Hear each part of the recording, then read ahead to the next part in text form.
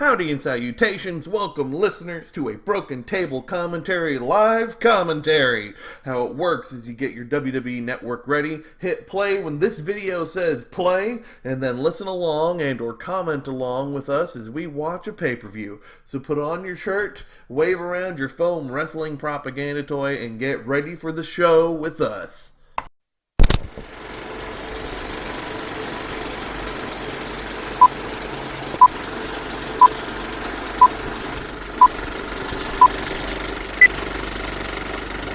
Play.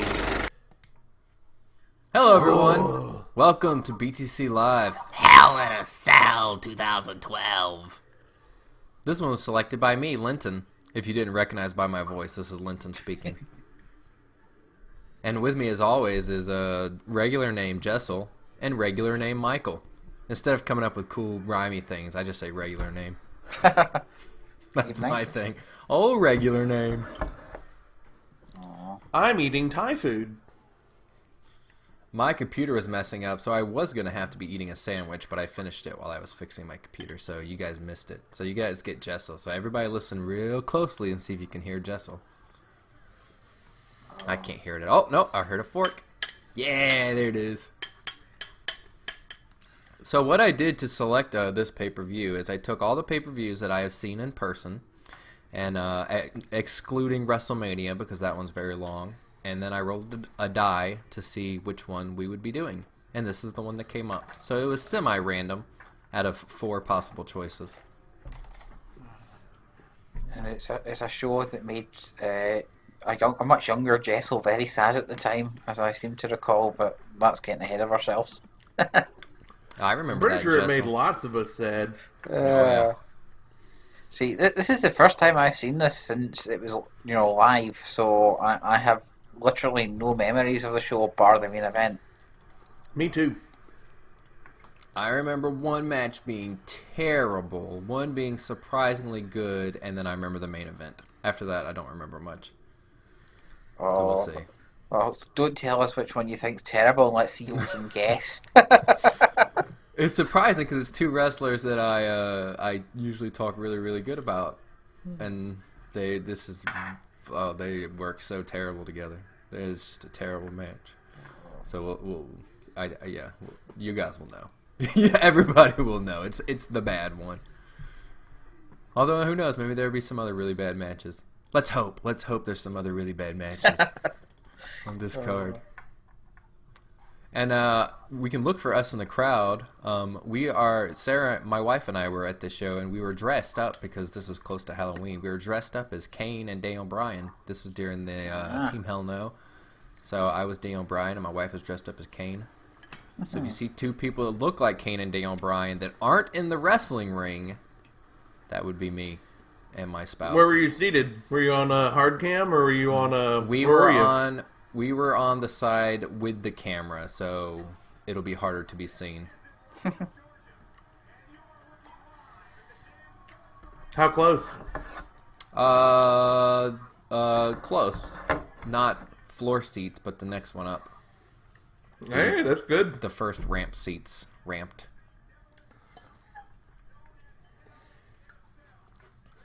And there's the cell, hanging above the ring. Yep. Of course, this wasn't the first cell match that year because that was the year they had the Taker Triple H Hell in a Cell at WrestleMania. Ah, good trivia fact. There's Michael Cole talking about the huge predicament the WWE got themselves in with this match. Well, not this match, the main event.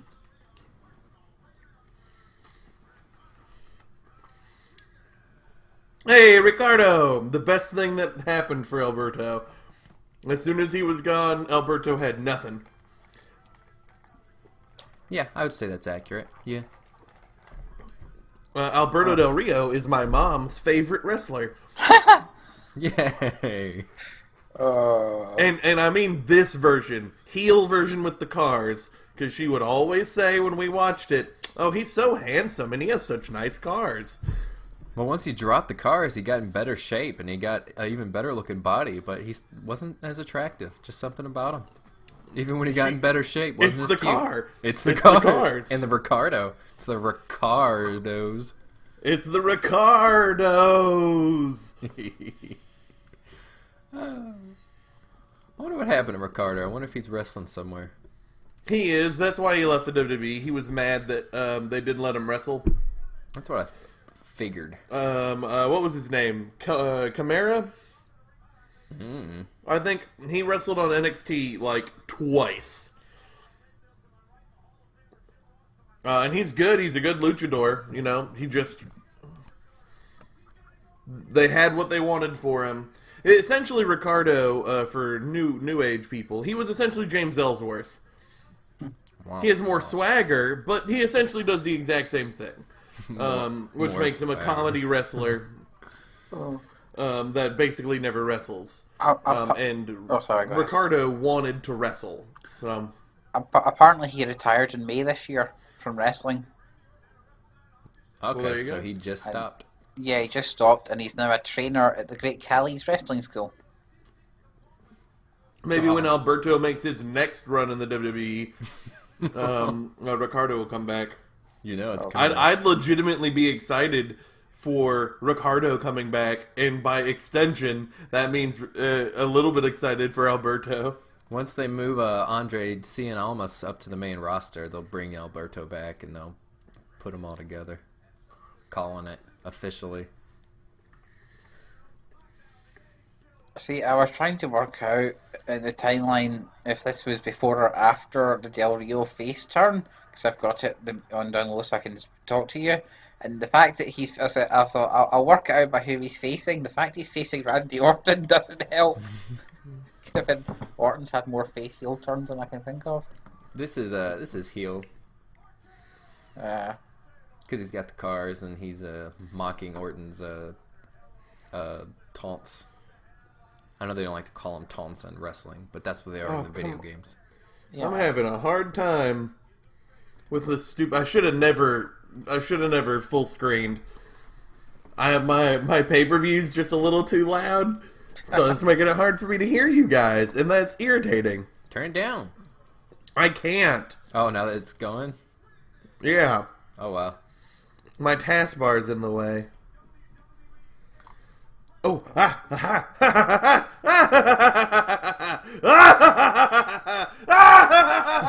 Well, Jessel took over the world. He's that excited at the RKO sign we just saw in the crowd. I did it. It's quieter now. He's excited for the Apex Predator. Yep. And Never. there's Carlos that Cabrera, has who never been true once. Well, Goodness, Jessel, you're quieter now, just so you know. What? You sound like you're whispering from like 4 rooms away. So Really? yes, Oh no! I can barely hear you. I'm not sure about Michael. Why did that happen? I don't That know. doesn't even make sense. I don't know what you're doing over there, but you're a quiet little baby bird. Am I back to being loud? You're getting there. No! Why is my microphone attached to my pay-per-view volume? That doesn't make any sense, Skype. Is that the case it is in Audacity? Man, I hope not. No? Oh, jeez. That's hilarious. Okay, well, I guess I just gotta find a good median. Can you guys hear me pretty well? Yeah, that's better. I just want to make sure I can hear both of you. Yeah, I'll turn my volume up, and then I'll just deal with Michael being extra loud for the episode. Oh, I'm I can talk sorry. in a quiet voice. Michael, you can't. No. You're gonna you mess can't up start everything. whispering. You can't start whispering. I have to be a little extra loud to come up, make up for everything. You can't start whispering to downgrade. I'd forget after 10 minutes of Randy Orton anyway. So yeah, I was looking at Carlos Cabrera there because he's the Spanish commentator they showed, and he's been doing practically every show for them for the Spanish commentary since 1993. Which made me wonder, is he any good? Because I can't find any mentions of his commentary quality online in a very quick Google search. Oh, I can't believe you just kicked him. Oh.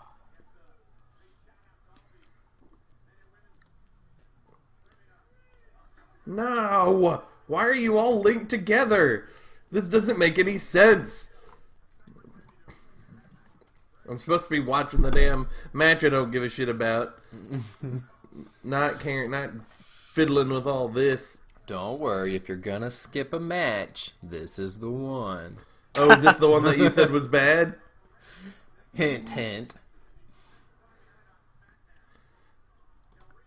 They're all locked together. That's so crazy. Sounds. Playback. Recording. I probably shouldn't just talk through all of the things while I'm doing. Yeah, That's not interesting commentary. they just brought back JBL at this point as an emergency because of Lawler's heart attack. I was checking, that was a month prior. I was trying to remember where Cena was during this. Is he just hurt? Just another one of his injuries? Or is this a movie? If I recall, yeah, the storyline was that Cena won the number one contendership in the Hell in a Cell, and then he gave it up for Ryback. That's So right. he was, so it was and Vince had shown up at that point. So he's like, if you give up this match, you won't be in the you won't be on the show at all. So, yeah. I don't know. It was weird.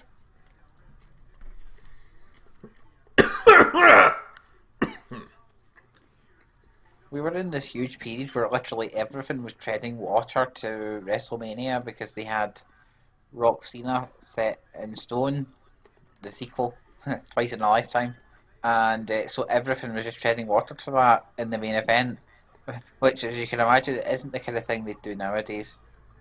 Yep, this is the month to do it. October. The worst month in wrestling. Oh, good. Although the build-up to this was pretty exciting. I remember the buzz. Oh yeah, The buzz around the possibilities going into this show were pretty legit. the poor people who thought Ryback had a chance. Me. But, The me's of the world. The stupid me's. oh, it was just, they put themselves into a hole. They really did. I remember Michael and I trying to figure out how to book this. Once they announced that it was Ryback, Seaton, and Punk, we were both we'd spent hours trying to figure out how the hell they could book themselves out of this with both guys looking good. And see, that was the problem. We should have just assumed they didn't care about either guys looking good. Oh, this is...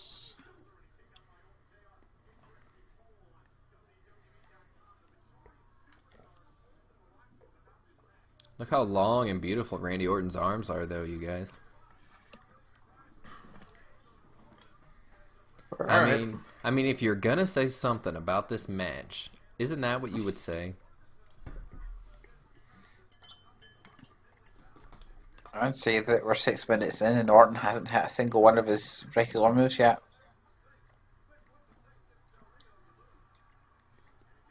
Oh.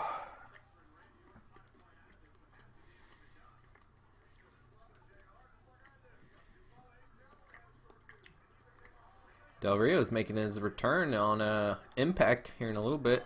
Oh, goodness gracious. Now that everything's Oh, geez. Now that it's no longer Cleared out. GFW. and all his policey stuff is cleared. Goodness gracious. I did like his single arm DDT there, to be honest. There's something of... He just wasn't a very good heel in the WWE.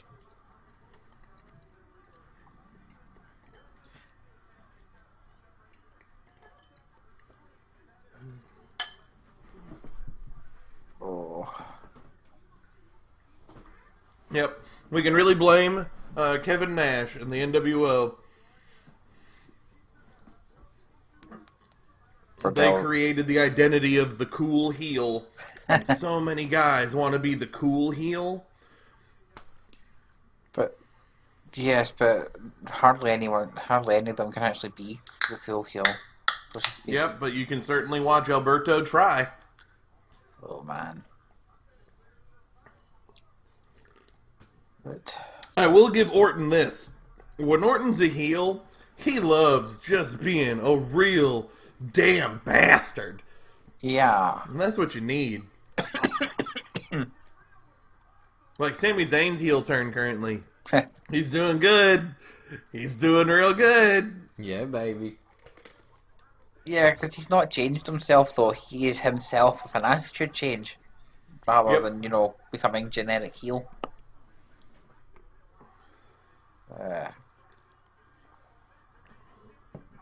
I'm a big fan of Gothic literature, and the best heels always tend to be Gothic. They tend to be, I totally see why you are the way you are. You're still being a dick, and that's why I boo you, but I get it.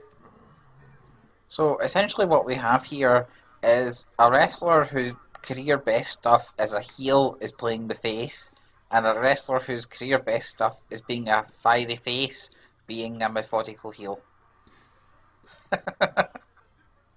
Yeah, but man, Del Rio loves being a heel.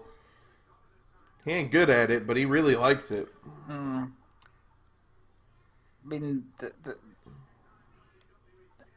if you listed his best matches in WWE, please don't ever make me do that. I'm pretty sure. Hey, my top 3, Alberto Del Rio.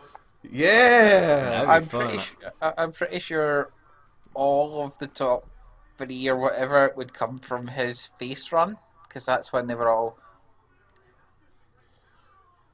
I know what my number 1 is for that. Would it involve a Dolph per chance? Oh, what? Of course it would. Yeah, that just came to mind. Technically, he was a face going into that match, so it still counts. For half. But the double turn is such a mysterious, mythical beast in wrestling. Yeah, and then they wasted it. Oh well. Oh, well, there we go. There's an Orton regular DDT. Yep, you gotta get that Drape DDT. I liked that one more than I liked most of them because he did it as a counter and he did it so fast. Because my big complaint is how long it takes for him to do it. So I actually really liked that one. So there you go. That's another nice thing to say about Orton. It's like Ambrose's rebound clothesline to me. It's a cool move in itself, but when you try and shoehorn it into every single match, Yeah. Absolutely. The best spots in wrestling don't have to happen every match. Yeah. It reminds me of when Ray started to get a bit injured and he'd literally fit all of the same moves into every match regardless. Yeah. But... Oh no, this little pup is level 13? I don't know if I'm going to be able to handle this. What? Are you playing Pokemon? Yeah, my ADHD is being pretty bad. I'm having a lot of focus problems and real emotion problems all day, so I have to have something that I can split my attention, or else I'm never going to be able to function. So I'm going Pokemon, playing Black 2. Black 2. Because Pokemon and wrestling go well together. I agree. That's why Lenny and I recorded us playing Pokemon together. We're gonna... No! You gotta crit! No! Damn it! Mahogany! Mahogany, my pad rat, died. So... And that was a nice power slam too, Orton's. So yeah... Literally everything nice I've been able to say about this match so far has been Randy Orton. Orton's great. Always. And Ricardo's playing a good role on the outside.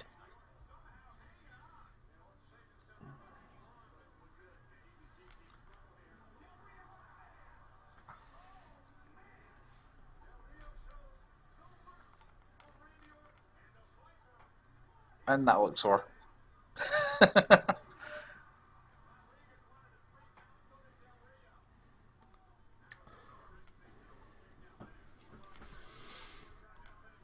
Actually, I can't remember who even wins this match. Although I I am expecting an RKO out of nowhere at some point in the near future. Because we haven't even had a tease yet, so When it's not a title match and Randy Orton's in it, it's safe to assume that would be the finish. there was a period where all of his matches ended by people jumping off of things they never would have jumped off otherwise to get RKO'd, and it was just I remember that. I remember Orton getting so angry at Del Rio for mistiming that. Yeah. Oh God. It is ugly. Oh God. You can see him just flick his hand, get over here, and then hit the drop kick. Oh, I remember it. And Randy's got anger issues, so. He sure does. Oh man. Oh, I forgot all about that. Oh.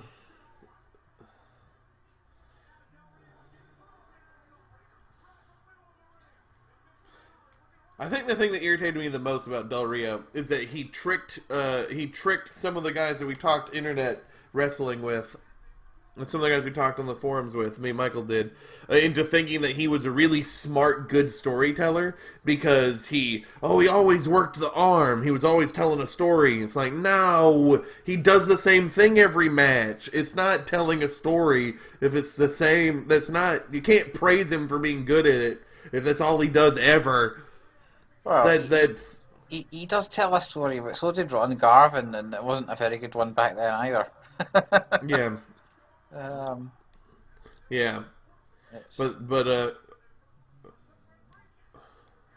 that was nice. That was good.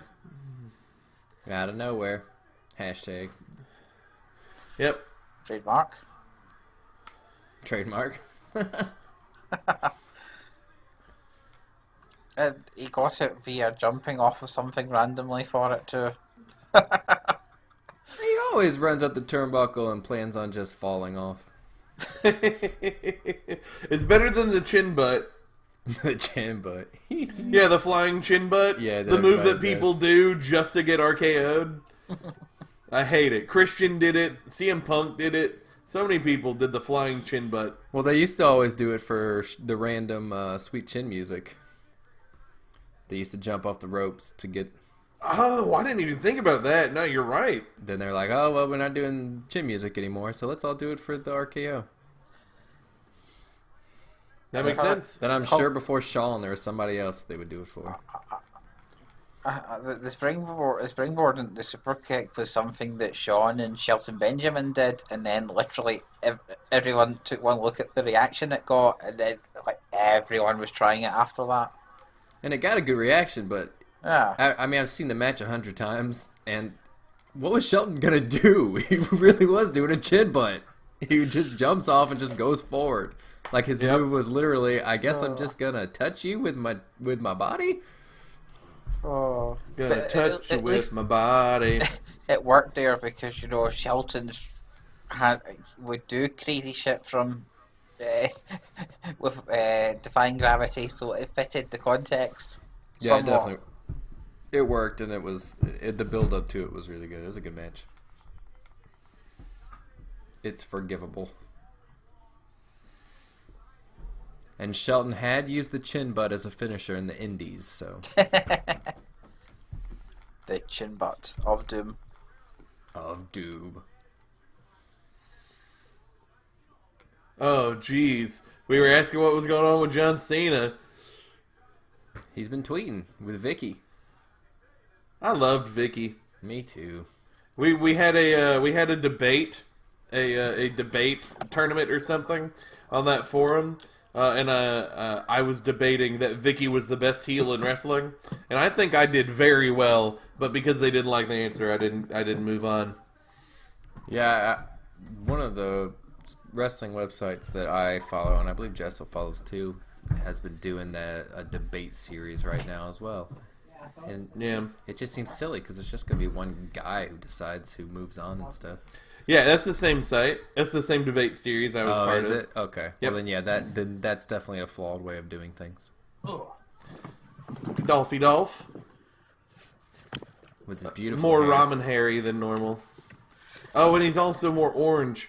Because this was the era of orange. This was right when they had started switching to HD, so they hadn't switched everybody's tanning yet. So everybody's skin was way more... Look at Josh Matthews! Look how orange he is! Just everybody's so orange. Vicky, with your terrible hair. Ugh, Josh Matthews with his terrible everything. I really wanted to support Josh Matthews, but man, as soon as he left the company and got on commentary, what a dick butt. He sucks. Vicky Guerrero was great though.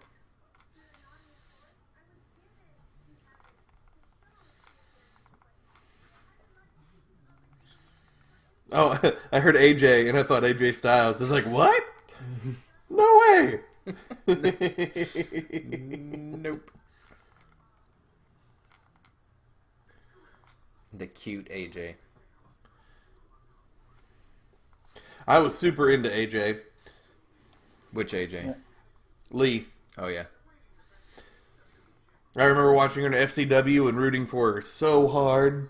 I was like, she is going to be great. She's going to be a huge deal. Mm-hmm. And she didn't. She was, but not quite in the way I wanted. She was as much as they allowed women to be at the time. Yeah. I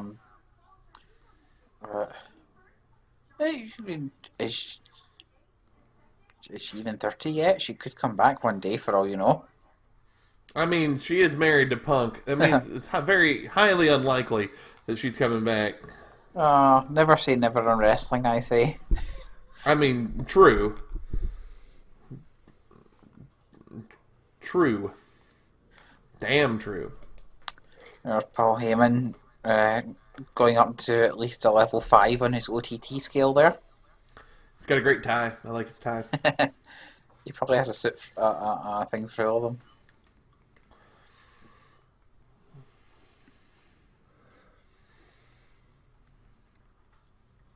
Ooh, Fonzie.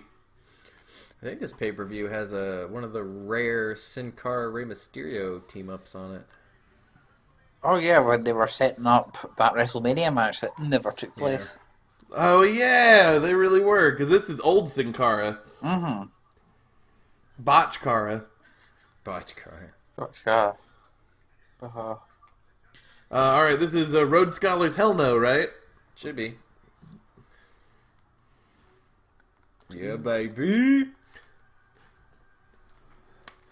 You know, the naming of their team was the first time that we figured out that the voting on Raw was completely rigged. I don't know if that's a thing you guys knew, but the Raw for a while was doing, hey, tweet in these, and it would change the outcomes of things. And, you know, sometimes it felt right, but sometimes it very much didn't. So after, instead of Team Friendship, I think, Team Hell No won, somebody went and counted up all the votes on Twitter, and Team Hell No was the last place of the options. But they had already, you know, they were planning on the merchant already, so they never really had anything. It was very interesting. It's all very interesting. Kane's mask is looking a little squashity.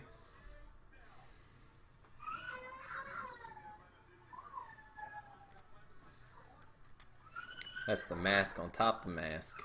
That's true. Double mask. Double mask Kane. I did love double mask Kane. Team Hell No was great. They were fun. There they are.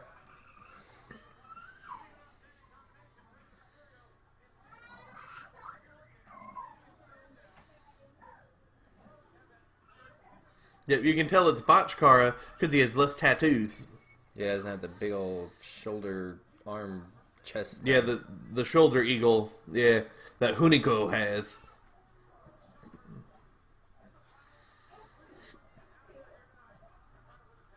I wish they'd combine the bicycle and the trampoline into one entrance. Sin Cara, like Hunico did. I don't remember the bicycle. Him and who did he have? Was it Camacho? Was that his name? Yeah. Now I know what you're talking about. Yeah, Camacho. They come out on the little bicycle. Yeah. He should come out on a bicycle and bounce on the trampoline and flip. Camacho was also great. Yeah, he was he definitely was. Unfortunately, just was too many people in the company because he was very good. Son of one of the Samoans. Man. He's in the Samoan dynasty, I think. Wait, they got rid of him? Yeah. What? I'm trying to remember who he's the son of. I don't remember. Haku, yeah.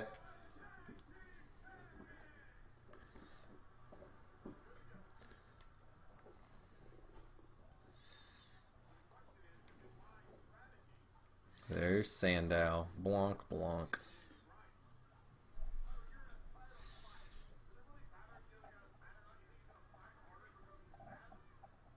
Probably an unpopular opinion, but I have never really liked Sandow. Oh, he's easily the weakest man in this match. Yep. I mean, I get the appeal, and some of his character stuff is great, but I always thought he'd be better on as commentary and a manager. I never liked his matches. I don't hate him. He was very average to me. Oh, besides the Cody Rhodes feud, I can't think of anything that he was part of that I really liked either. The Mrs. Body Double was my favorite. Yeah, that was okay. You didn't like that? It was okay. Interesting. If I recall, like it. Sorry. Yeah. If I recall correctly, him and he was Idol Stevens, Casey James, the other one, the Teacher's Pets, had a good tag title match with London and Kendrick way back in 2006. But they were like the Pitbulls or something, right? oh no, that was Noble and Kid Cash. They were awesome. They were the Teacher's Pet, and literally they were only around for about a month, and then Michelle McCool got injured, and then we were like, well, we don't need the guys. It's funny. I liked Michelle. Michelle and Layla, Lay Cool, they were great. Oh, I was always fan. a massive Layla fan. I thought she was a very underrated wrestler. Totally. And Michelle McCool, I used to get bored at the time because they really pushed her. But once she retired, you look back at her stuff and she was really kind of good. Yeah, she's definitely a bright spot in that era of bad divas wrestling.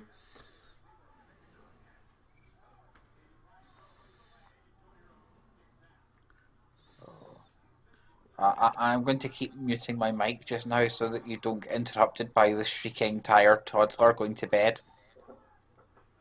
No, leave it.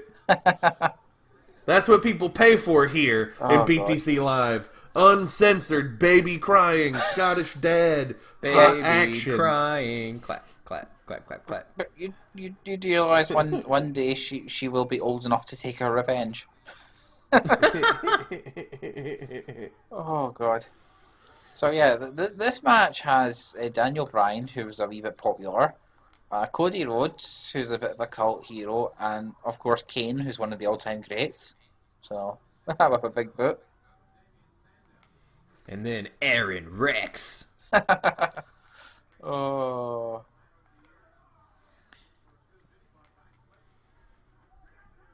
Who leaves WWE and goes to TNA and talks about how WWE sucks and is an average guy that wears a black shirt and blue jeans. Whoa, what a cool gimmick. Yeah. Boo. The worst.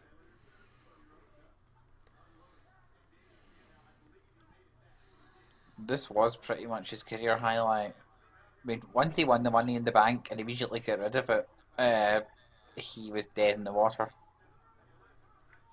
Yeah, and that tiny little feud right after he wins Money in the Bank, because he betrays Cody to win Money in the Bank, is a really cool little feud. And it gets Cody I thought over. that was gonna. Yeah, I thought that was gonna end with Cody getting the briefcase, That would have been great. like they did with Edge and Kennedy.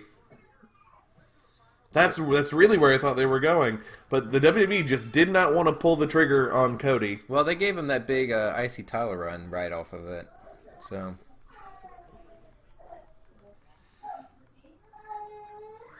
I'm not a huge Cody fan. He does a few things I don't care for, but You cannot deny how incredibly talented he is, and how much better the WWE main event scene would have been if they had pulled the trigger and put him in the main event. I was at Cody's first ever televised wrestling match. It was him and Bob Holly, and they were in a tag team, and I can't remember who they were wrestling against. But he was so green, and he was so not good. Fun fact, I'm pretty sure in OVW he tag teamed with Ty Dillinger when he was Sean Spears, right? Am I getting that right, Michael? Wasn't Ty Dillinger also Sean Spears? He's double checking for me, I'm sure. He might be checking on his kid. That's true. I can do it. Here, I'll do it. New window. Oh, new incognito window. No one will know I'm doing this.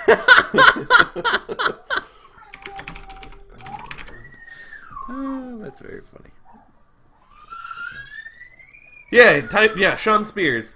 Yeah, Okay. Ty Dillinger and Damien Sandow are two of the guys who had the longest in developmental careers of any WWE guys.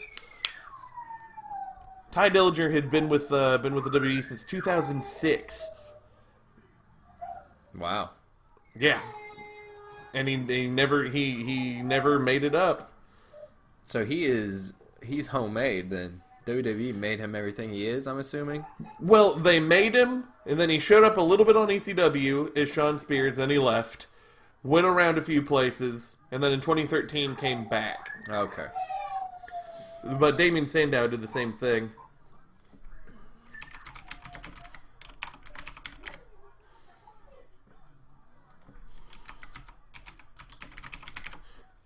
Damien Sandow was in the WWE from 2002 to 2007, left in 2008 to 2010, and then came back in 2010.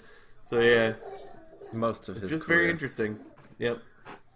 Ty Dillinger won one of the rare Rumbles that Michael and I went and searched out. The OVW Rumble. The winner of the Rumble gets got a match with John Cena at a special event, like at a Six Flags or something. That's cool. Yeah, I didn't know they did stuff like that. yeah. He turned on Cody Rhodes to do it. Man, Cody Rhodes. Well, got Cody everybody turned on him. Runnels. They were Cody Runnels then. Were they trying not to let people know that he was a Rhodes? I don't know. I think Runnels is his actual last name. So Oh man. yeah. Runnels is his real last name. Well, it's ugly, so I don't like that name. Oh. Cody.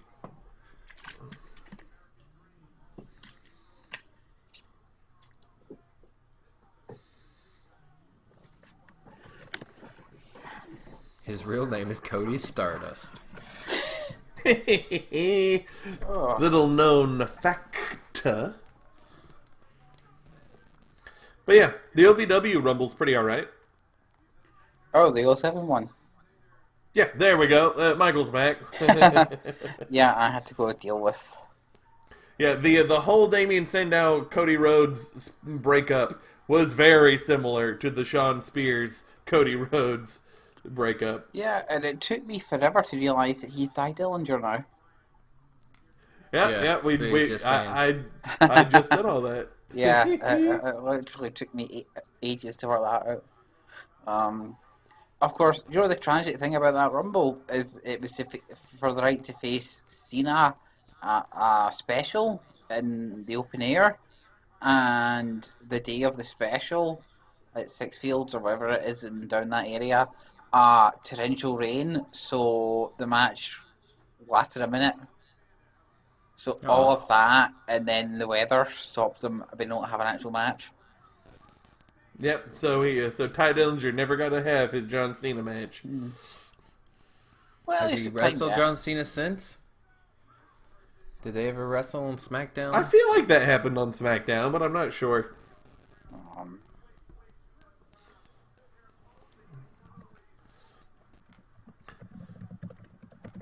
Damien Sandow is much more Lanny and much less Randy.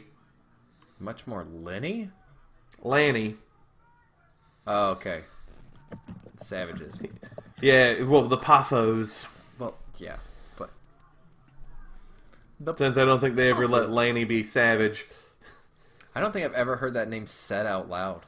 I've only ever read it. Paphos. Yeah. That's how you say The it? Okay. Yeah, Pafo. He was Leaping Lanny, and then he was the genius, but no, he was never... Savage was just Randy. Yep, Savage was just for Randy. I'm okay with that. I don't know if they even refer to them being brothers on screen. I have no idea. I can't think of a time, but you know that era better than I do, so I would take your word for it over mine. Even though I'm agreeing with you. I mean, I say that... I told you guys, I told you at the beginning, my brain is not at 100% right now. I say that now, and I know that as soon as one of our fans from Chicago gets to this point, he will point out exactly when it happened. But that's our fans for us. Pepsi Fire. Big back body drop. Oh, you need Vince in commentary when people do that. And of course, Cody Rhodes got injured, I think, a few weeks later when they mistimed that, the body drop.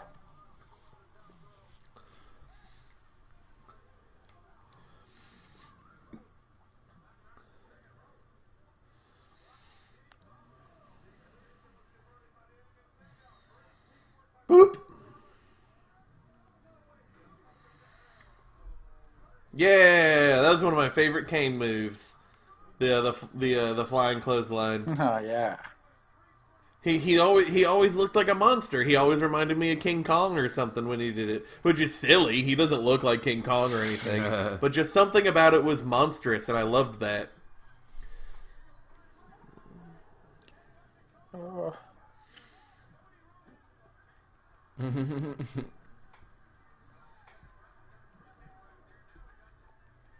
Oh, not giving headphones. Kane's wig looks so good. Well, it looked so bad at the TLC pay-per-view this past week. That's true. But it looks so good tonight at this Hell in a Cell 2012 pay-per-view. Good-looking wig, Kane. You need to go back to your old wig person. If you're listening to this, Kane. Oh no! He attacked his partner. It's almost like a friendship and tag team championship mandated by therapy is not a good idea. It's a good idea for a storyline, though. It is a great idea for a storyline. It really did work. All Kane storylines work. Yeah. Wow. I mean, I don't think that's true. Kane versus Edge. The year prior, that was awful. Where Edge murders Paul Bearer. Well, yeah, no. I have to say I liked it. Unfortunately, I dug myself in a hole here. Yeah, I love that. Where he had him kidnapped for like 3 weeks. Yep, threw him down the stairs. I think the last time we see him is him in a wheelchair thrown down the stairs, and then Paul Bearer is never on TV again. He unfortunately dies in real life, and we just ignore all of it happening and Hall of Fame him. Oh. Ring the bell! I'm gonna have to Kane look up is doing and see. something essentially completely legal, so I have to disqualify them. I'm gonna have to check that out. But if in the WWE universe, Edge killed Paul Bearer, if that's what happened. I mean, he's the ultimate opportunist. Yeah, like if Paul Bearer is never mentioned after that, and then he's dead in real life, because that would be kind of not funny, but it would be funny if it turns out it was Edge's fault. I'll have to look. Yeah, double check me, people at home, if you want to do it, or Lenny later, or Michael, whenever. Double check, but I'm pretty sure. I think it was his last appearance, sadly. What?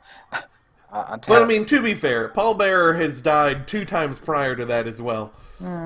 He was drowned in cement, and he was frozen to death inside a walk-in freezer. Yep. So I mean, He also he got survived set both on fire of once. those. But he always came back from those. He hasn't come back from Edge is pushing him down the stairs. Well, that's because he was like, "Oh, I'm not kidnapped anymore. Wrestling's a sucker's game," and he just left. Oh man. Paul Bearer is still around. He's in the Bahamas. Oh. Oh, goodness. So literally, Kane got disqualified there for kicking too much ass. Yeah, I think I missed how it ended. He beat up Yeah, everyone. he got disqualified for attacking somebody in the corner, and the ref not trying to pull him away from the corner for the 5 count. Ugh. God. I don't remember The Miz being on this show at all. Oh no! Wait. Apparently, Paul Bearer did return after Edge killed him. To do what? He appeared when Kane was feuding with Randy Orton, and he got kidnapped by Orton and stuck in a storage freezer. Kane then so saved it's Paul. Orton. Saved Gotcha. Paul So the freezer's the last one. Kane came That's back good. for Bearer, only to roll him back into the freezer and say, "I'm saving you from me." Apparently, they were going to have him on the Raw 1000, but his health and scheduling went against it, sadly. So Kane killed Paul Bearer. Well, there you go. That's much better. All right, I'll be right back. The never-ending Miz Kofi feud. Yeah. I remember this one. They feuded for all the titles, well, nearly all the titles, actually. You can tell Kofi's about to come out because it's yellow green lights. Oh, man. SOS. You then Shelton. SOS. You hear them, Brian. I really liked that shirt. This was around the time you used to have annual Kofi Kingston singles title runs. Yep, because they always knew they wanted Kofi to be a big deal, but they never wanted to, once again, never wanted to put him up to the top. Yeah. To be fair, I don't know if Kofi could be a main event level wrestler. I don't know if he could do it. But I mean, because he never did, we got the New Day.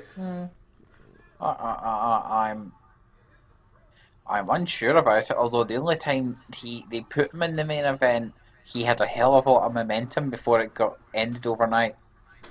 He did. You and I always like to point out the 2011 Rumble where they wanted John Cena and Randy Orton to stare down and no one cared, but John Cena and Kofi staring down, and the crowd goes nuts. Oh, when they were pushing main event, apparently it still gets shown. Yep, main event's still on. Josh Reddick of the Oakland A's. I have no idea what sport that is. Hey! Baseball. The awesome balloons! That's Oh, I loved the awesome balloons.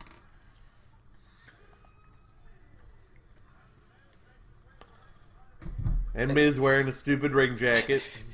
It's funny to think the Miz has actually had 3 gimmick changes since then. Oh man. Has he had 3 gimmick changes? Well, I don't think he current one has. with Maurice. He was A-list movie star Miz, and then there was his sort of I'm Ric Flair's protege Miz. So yeah, there's 3. I might even be forgetting a couple.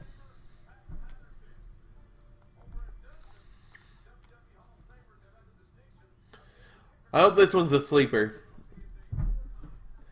Miz is underrated. Kofi's underrated. This could be good. I don't remember this one at all, so let's see. Welcome back. Hello. For 2 wrestlers I've probably seen wrestle a year combined between them, I can't remember much about their matches. Oh. Oh, Trouble in Paradise. The SOS is legitimately one of my favorite moves. Oh yeah, it's a good one. I love it. SOS, C4, all that stuff. Yeah.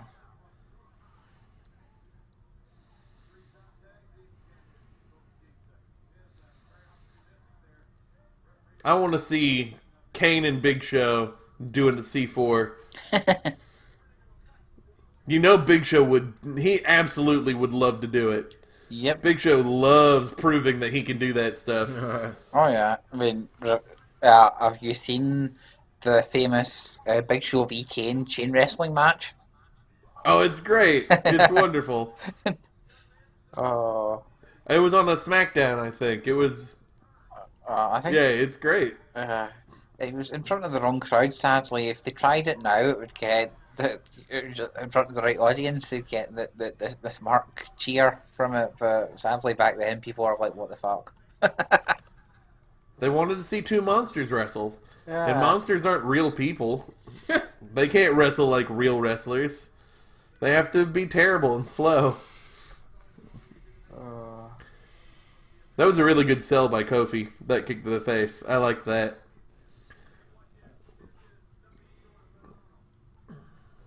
Dunk! Dead.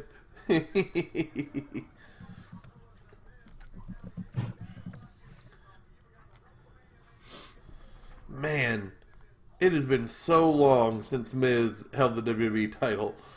6.5 years.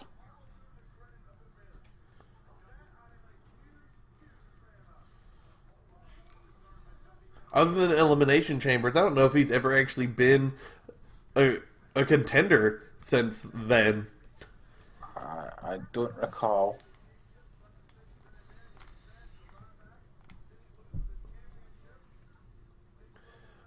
Hey, Yoshitatsu name drop. That's a name I didn't think I'd hear. That's a name from the past. I just watched him wrestle a couple of days ago. Some of his this year stuff. Yeah, in New Japan, yeah. Yeah. He's alright. Yeah, he's okay. Yeah. He was never amazing, but he was alright. He is still not amazing. He's got a good look, though.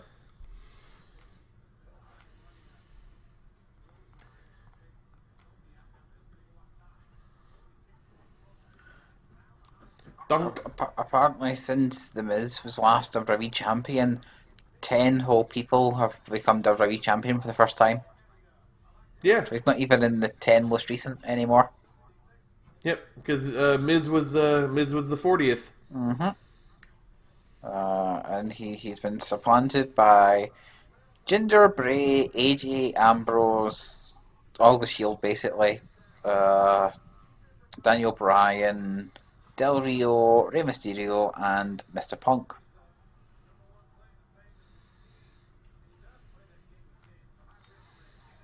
But not by Kofi Kingston. Yet. If any of the... I don't think Kofi will ever get there, but I could definitely see both the other guys eventually getting a WWE title run. Big E and Xavier. That's curious because I just said I would have honestly said that the only one of the three I could never see, even in a blue moon, would be Xavier Woods. The other two, Xavier talks too well. He's such a good ambassador for the company. I can definitely see it. Yeah, but I see him kind of slightly pigeonholed into the manager who talks too well rather than the champion. But I could be wrong. And in a world where Jinder Mahal holds the belt for 6 months and counting, who knows? Counting, baby. And we know he ain't losing that Survivor Series, so you better keep counting. Oh, the rumors that he might be going to Mania to face Cena for it are enough to make you cry. He's going way past Mania as champion. I still don't think so. If I had to guess what's happening right now, I think they're trying to find a way to get us Kevin Owens, Sami Zayn for the WWE title at Mania. Nah. It seems like a crazy long shot, but from what it looks like right now, that's my best guess. I can't figure out anything else. You're right. hope they I don't. definitely think Owens is going to be in the in the title scene at Mania. You are right. That does sound like a crazy long shot. Hey, if it happened, you heard it here first. Yep, just- yep, that's true. It's just recycling the Jericho storyline from last year and adding the title. So I hope they don't Yes. do that. Yeah, but it's also adding Yep. Sami Zayn, so that's cool. It's also adding Sami Zayn and making a new star, hopefully a new main event star with Sami. I still think it'll be Nakamura, AJ Styles until I'm proven wrong. But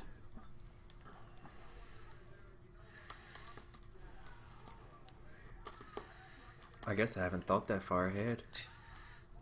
Well, I mean, I except don't for when have we a did the WrestleMania. BTFI. Oh yeah, well that's different. Yeah, the BTFI has that definitely did not work out very well. Well, I've got Roman Brock Lesnar at WrestleMania, so You do. You Yes, I should. do. You were correct.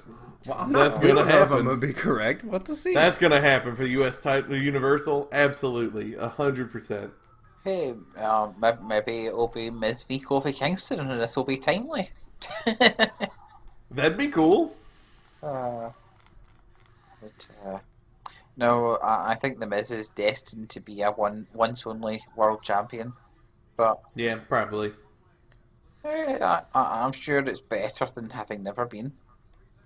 See, I think he'll get it again. I think we'll see guys like Cena and Orton leaving before too much longer. I think the Miz has still got a good bit of time left in him, and I think he'll. Yeah, Miz is so careful in the ring. Yeah. He's like Jericho, never an in-ring injury in his whole career. He's got plenty of time to be the older veteran guy to the younger dudes, and they like to put the belt on that guy and have him feud with the younger guys. That's been their MO forever. So I definitely Yeah. see another title run for the Miz. Yeah, I see one more title run. Yeah, at least one more. It'll This happen. is great. This little sequence here, this is so vicious. Yeah, it's good. This is good. I remember it now that the boot comes off. Now I remember this match. Yeah, it's been quite good so far. I was going to say that maybe he's going to be like Jericho, because for ages he was a once only champion, but when he came back as his veteran heel, I think he's now like a 5-time WWE champion. Yeah. So, there's always. It just seems like the stars are lining up for Cena and Orton to both be retiring around the same time, and that's gonna be a stab for the E. It's going to be crazy if they both retire at this Mania, because I think this is going to be Cena's last Mania. Well, maybe not his last Mania, but his last full-time Mania. Full time, yeah, I'd agree with that. And even then, he's not full-time. But you know what I mean. We're all in the same boat here. Yeah. I think Orton's got a wee bit longer to go yet, but who knows? I could see Orton leaving just out of being pissed at stuff rather than because he's been voicing frustrations pretty frequently. Boop! That's a great DDT. I love that DDT by Miz. Hook that naked leg. This is a good match. Yeah. Yeah.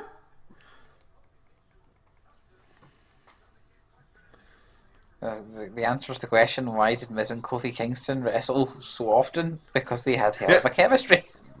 The answer is they have good chemistry. At the time we were like, oh my god, those two. But now we're just watching a single one of theirs. Can you imagine the alternate universe where Miz Kofi was Triple H The Rock? No. Guys who had just had such great chemistry, they ended up using them all the way up the card together. over and over and over and over and over again. Well, when was the last time we saw that at all? They don't seem to do it much now. Well, yeah, they don't give a shit about people having chemistry any longer in the WWE. That is not a thing they care about. They hope people have chemistry and put them together. Instead of, oh, they have chemistry, let's put them together. You know what I mean? That makes sense? Yeah. Hey, Paradise Trouble. With the good leg.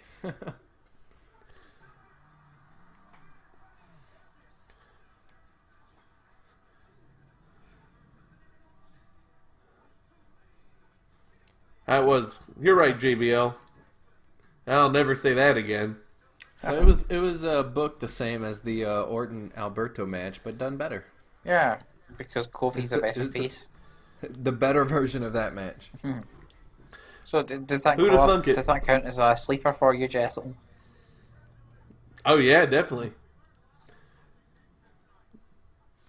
The Argus event staff. So, he retained the title. He didn't win the title there.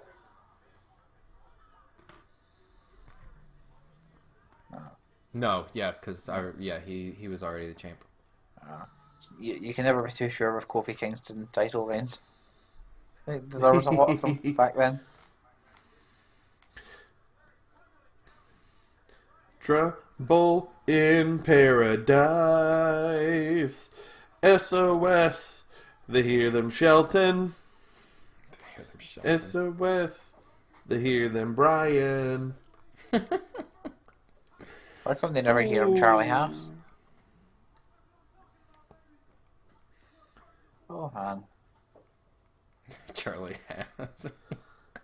I get it. Yeah. It's a really great finisher though, the Trouble in Paradise. The Wildcat.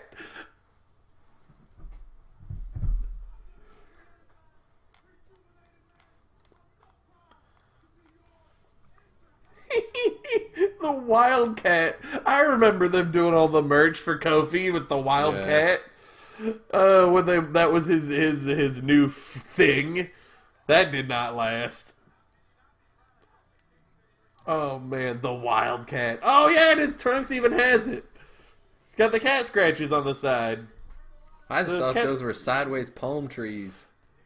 The Wolverine style stripes. Yeah, I like it. I mean, I don't like the Wildcat gimmick, but I do like the trunks. Oh, I miss the big pennies. I loved the big pennies.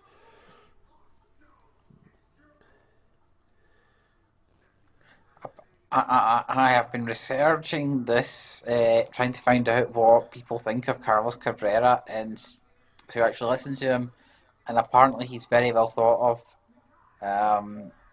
Well, apparently he's like a combination of a Spanish Mauro Ranallo with the excitement of Prime JR, but apparently he has lots of catchphrases which can be a bit cringy to folk. So,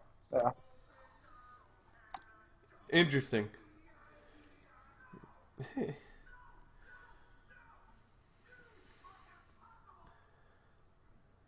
I hate that shot where they show the crowd watching the screen and they're still using it. Look at him act.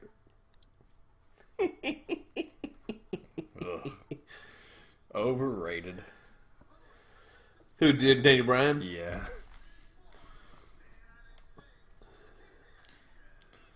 I think I can agree with that. I think I can agree with that. I like Daniel Bryan, but I definitely can agree that I think he's overrated. And only because he's rated so highly. If people brought it back a little bit, then he would not be overrated. Exactly. He's just not that he's bad. He's just overrated. He's worshipped. Yep. Oh, hey, Cesaro. Cesaro. I forgot he was there by then. I guess he's not with, what was her name? Oksana. Was it Oksana? Yeah. Okay. Huh. Man, Oksana could have been so good. I hate that they killed her gimmick and gave her what's her name now? Catalina? In Lucha Underground? Yeah, in Lucha. Yeah, Catalina came up with the gimmick that they gave Oksana. Yeah, Cesaro.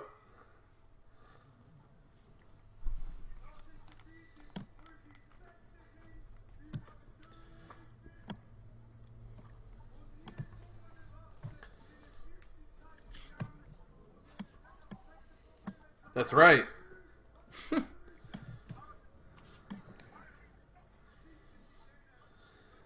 Well, this is when they were really playing up his not being American. What gave that away? It's Is very it the subtle, jacket? you see. Oh man. I don't know this music. I like that jacket though. Oh, jeez. Justin Gabriel. Oh, I do not have high hopes for this match. Well, who else would be number one contender? Literally anyone on the planet. Oh, man. PJ Black. PJ Justin Black. Gabriel. The Darewolf. I like the Darewolf name, Yeah, the name is good. but I do not like him I never understood why people liked him. because he does flips. Yeah, but his flips aren't even all that good. His Doesn't matter. 450 is bad. That is all people need. Do you remember when he was considered like the third biggest potential star on the first NXT behind Bryan and Wade? Barrett. Yep, Yep. I remember I that. do indeed. I didn't get I it. was always a Heath Slater fan. I was always an Otunga fan. Oh, Otunga number one, baby. Sticking by it. Still the best one from there. He's one of the only ones left. What, Slater, Otunga, Heath's still Bryan? around. Yeah. You gotta love Heath. Heath is number one. 3 of them. There's 3 of them, so we'll see who lasts the longest. It'll be Heath. Probably. Heath will never go away. It'll probably be Heath.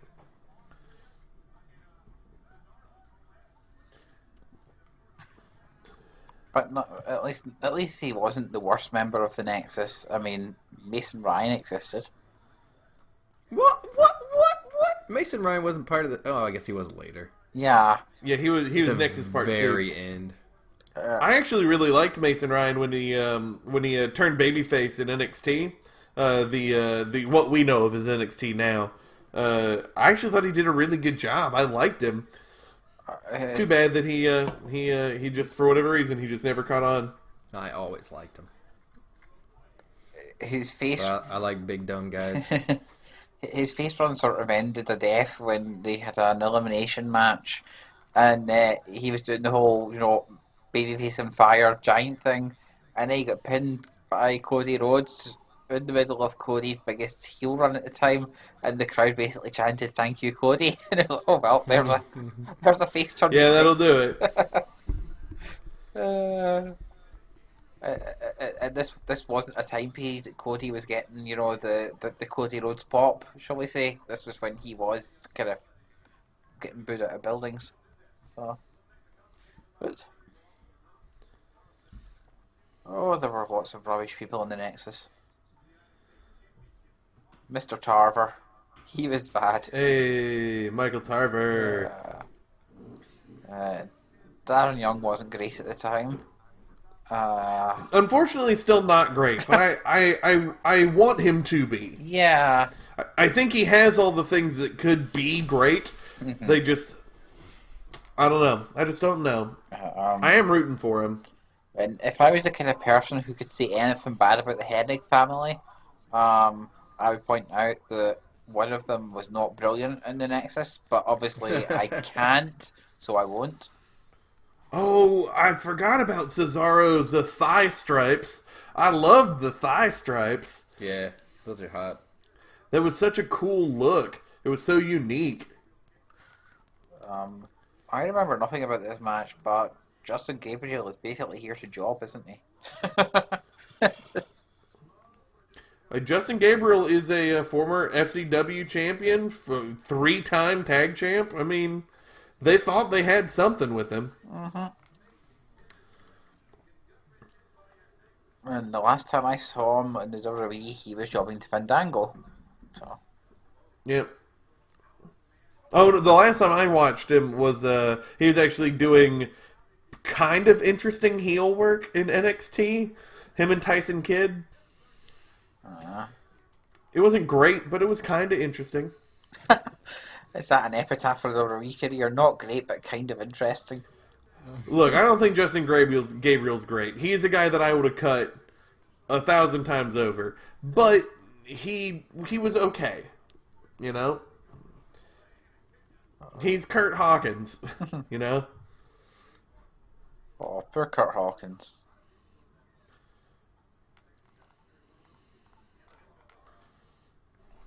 Ooh, follow slam.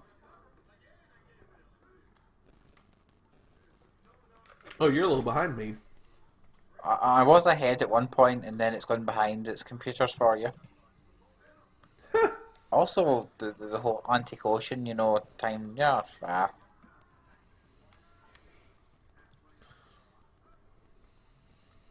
Oh.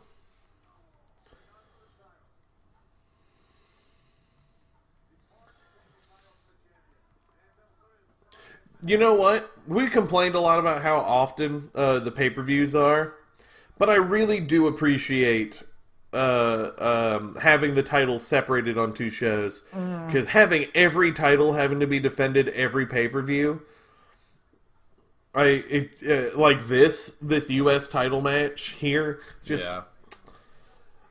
I would rather have the situation we're in now than go back to this. I'd rather have what they had in 2004, where you just had 2 months build between shows, so they had more time to make stories. That wasn't one of the options I posited, Michael. Well, it was one of the historical options they had. Oh.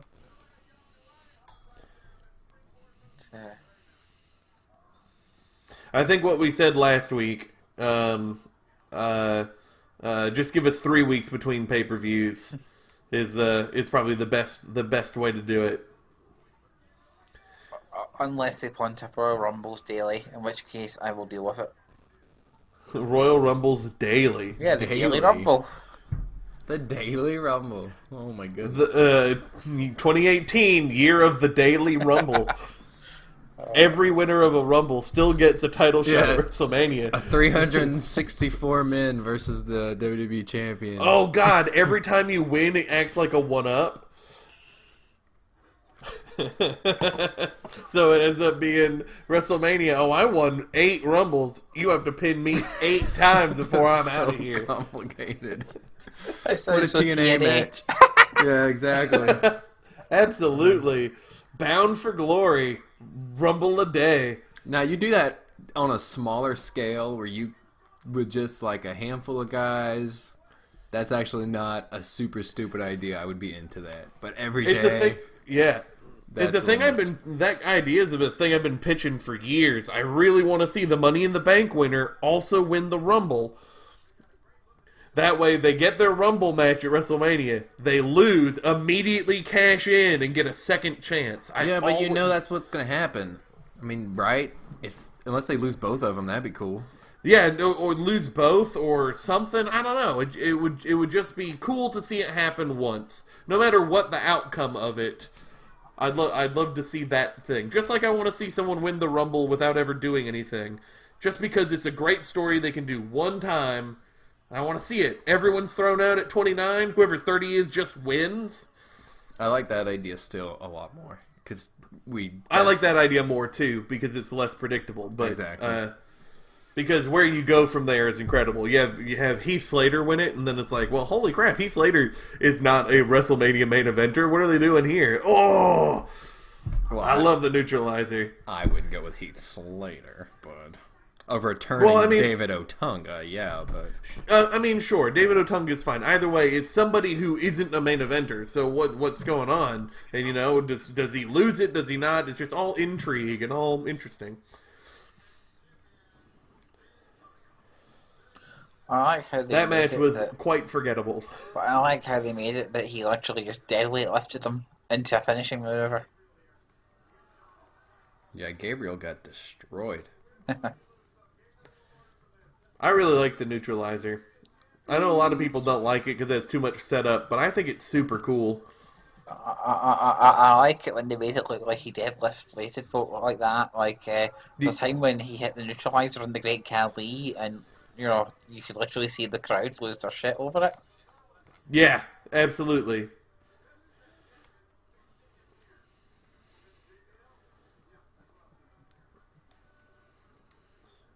Boom.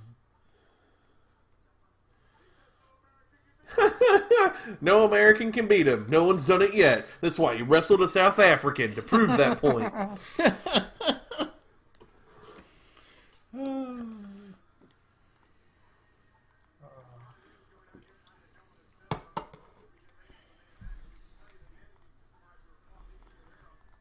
Jim Ross looks so sad this show. Every time they show him, it looks like he got spanked before the pay-per-view started.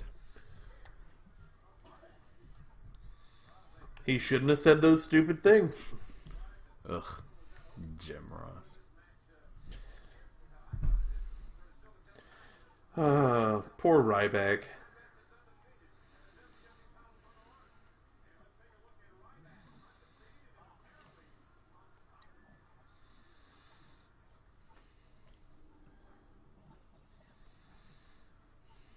The big guy.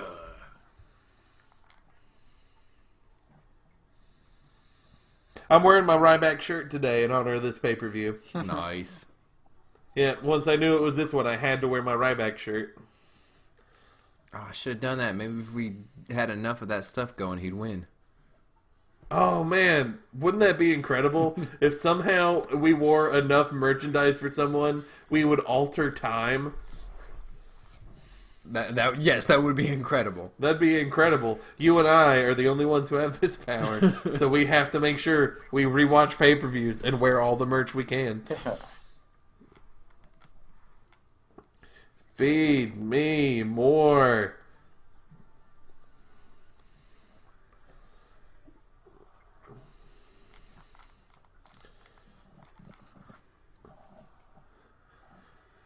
Pictures God, of Ryback was so good. He had so much potential. Oh, he's also the one that they first did the interview the jobber before they get killed gimmick that they used for Braun Strowman. Oh, yeah. Yep.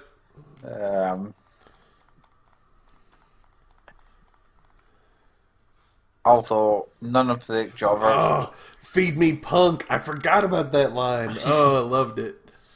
This pay-per-view was the beginning of the end for Ryback. Mm-hmm. This was the highest he got right here. It's all downhill from this pay-per-view. Although it does seem like as much as bad booking was an issue here, his own mouth might have been a bit of an enemy at times too, going by recent evidence. That is certainly what it seems like.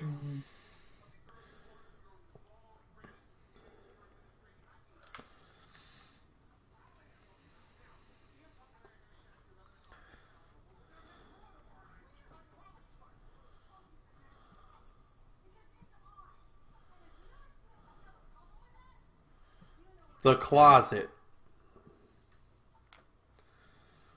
Go to the closet.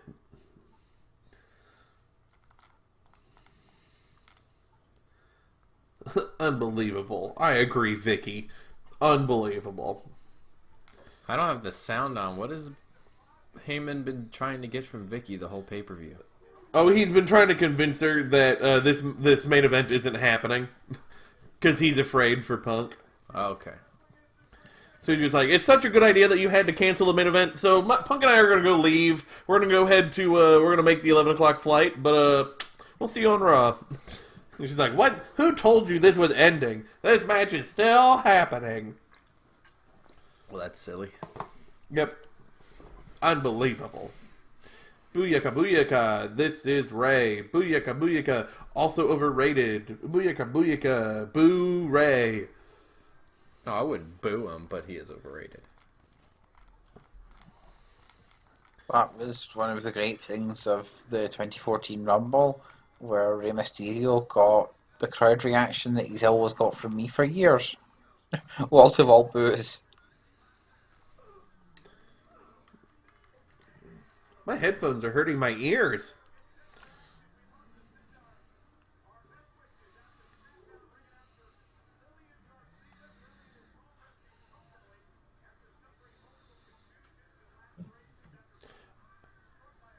Oh, jeez. Lillian Garcia got struck by a car? I don't remember that. It's just a storyline. Here comes... Oh, I remember this match now. Oh, Yeah. no. I remember this match now. Alright, how many botches do you think Botch Car is going to have? It's a tag, so he's not going to have too much time in the ring.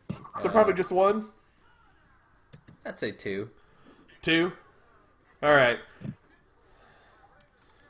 But two of a tag team that is one of Lenny and mine's favorites is about to show up to wrestle these lucha boars. Because you know who they're wrestling, right, Lenny? Of course. I'm excited. Squeak, squeak, squeak, squeak, squeak. I can't do the whistle. I did it for you. This is when I got in trouble because I do the Titus O'Neil gator hands. And the guy that sat in front of me yelled at me because only black people are allowed to do the Titus O'Neil gator hands. Yeah! Ugh. Speaking of millions of dollars. Millions of dollars. Millions of dollars. Yeah, primetime players. Them shirts, though. Ooh. Oh, I nice. love them. I love the primetime players. Who's Chili? She's a Grammy Award winning artist. Was she part of TLC? The not the pay per view, but the. I don't know. She could be. I don't know anyone's name in TLC except for Left Eye Lopez, and she's the dead one. Yeah, it's not that one. I think she was part of that. So this is heel primetime players. Yeah, I would assume. Gotcha. They don't seem to be being very. Hey, we heelish. were just talking about Darren Young.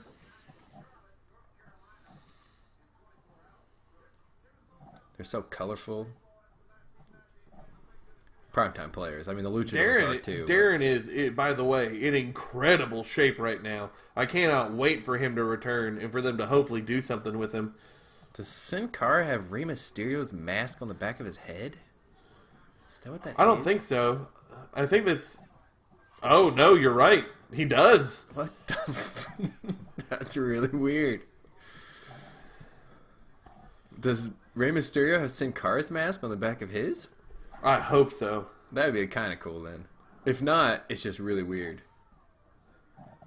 Turn around. Up. Yeah, he does. Alright, that's kind of cool. I kind of like That is cool. That's nice.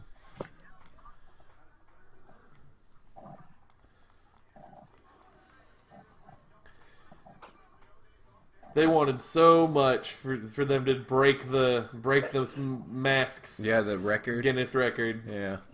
It wasn't a bad idea if Mysterio would have been more in his prime and Sin Cara didn't suck. It would have been a great idea to have them together. But Yep. If they had just gone with Hunico like they should have. yeah. Which they figured that out just too late. They figured it out too late. Yep. Yeah, but the money was in them. They were trying to chase the Mexican money for Mystico v Rey Mysterio. It wouldn't have worked if they'd had Hunico Rey, because that wouldn't have been the money match that they were chasing. Yep. Hey, Titus. You are still not a wrestler I like, but I love the primetime players. And I will give you this, Titus. Other than your stupid pants that look like you pooped yourself with a little blood. Other than that, Maybe he did. Maybe he's not feeling well. Maybe he's got that viral meningitis. I don't know what the symptoms are of viral meningitis. I don't think it's poop blood, but it might be. Probably a throat thing. Throat poop. Throat poop. Woohoo, boop, boop, boop, everywhere they're out there making throat poop. Woohoo. Hashtag throat poop, everybody. Oh, good. That's our new hashtag, so we know who all's watched this far. Though I don't know if people are gonna want to put on their Twitter hashtag throat poop.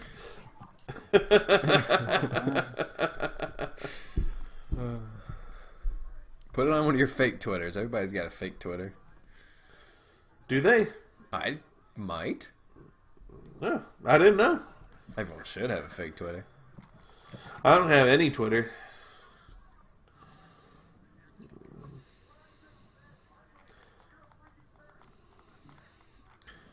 Oh, right, here he comes. All right, no botches yet.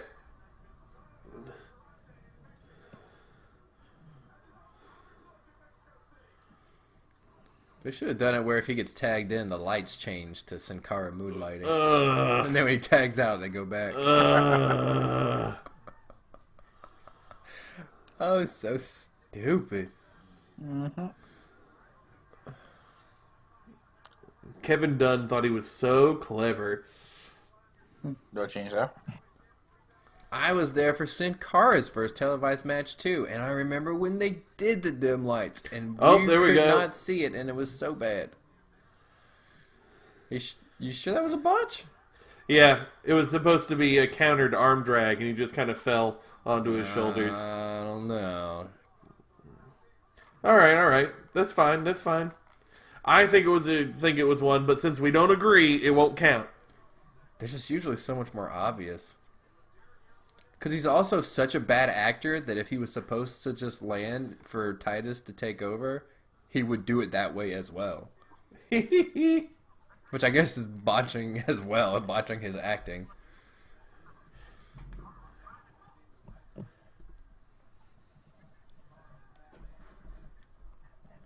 Dead weighting Darren Young, you dick. Oh God, he did deadweight him. Yeah. Ugh.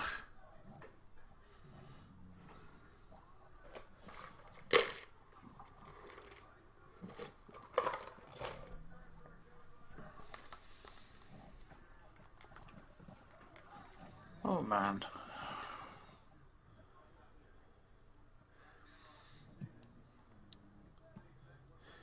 Grinding is so difficult in Pokemon. Oh man. I'm glad he said in Pokemon. No, grinding in real life is never a problem. Literally so far, The Miz has been the match of the night, which, if you know my low opinion of The Miz, is saying something. Yeah, that definitely hurts Michael in the heart to have to say nice things about The Miz. It's almost like when he has to say something nice about Dolph Ziggler.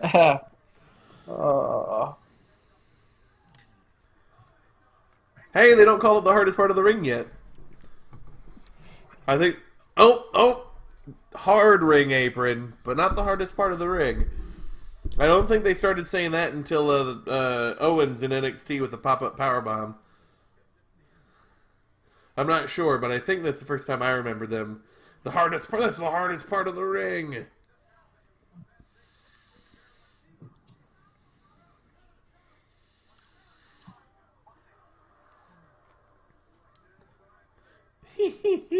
I remember those tights on Titus so... Oh, man. Oh, they make me laugh. I don't even know what they're supposed to be on the back. Is it a pit bull? Is it a... It might be a gator. Zoom in on his butt.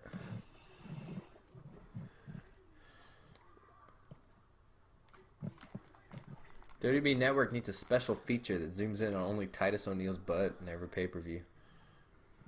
Ooh. This match is rather heatless, to be honest.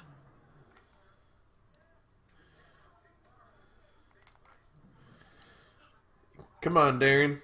And I think Rey Mysterio... Give him a good finish. I really like your finish. I think Rey Mysterio had fallen asleep there in the apron. He's frozen. He looks like he's frozen up there. A computer glitch.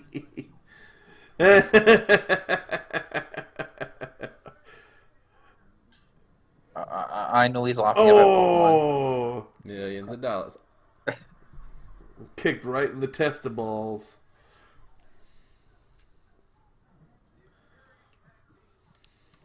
Oh.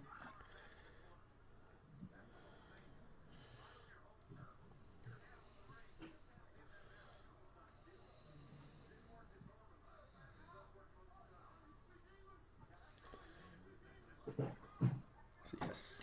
Here comes Sin Cara. He's fighting back. Oh, nope, kicked. Never mind.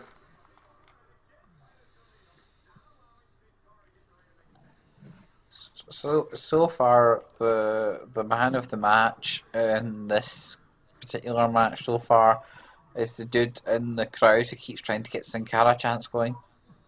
I mean, good for him. He is persistent. Yeah.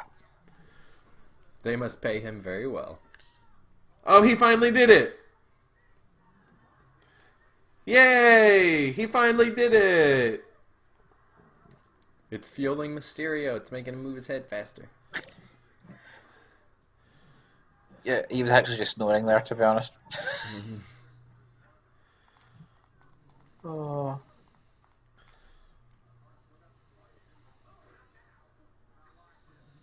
One, two, kick out.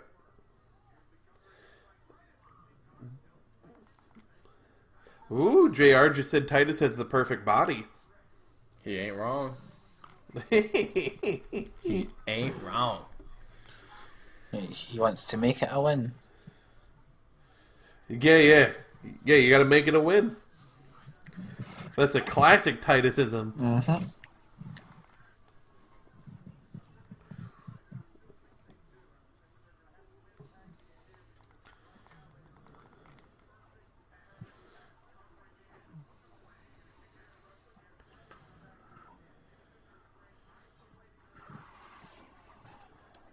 Bonk.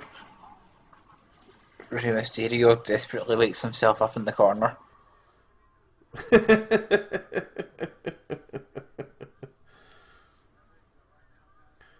Oh man, this match is boring as hell. He's like, oh shit, I'm on in 5. Quick, wake up. Ugh. Sin Cara, did you bring the coffee? No, damn it. Oh no, he hit the ring post with his shoulder. Oh no.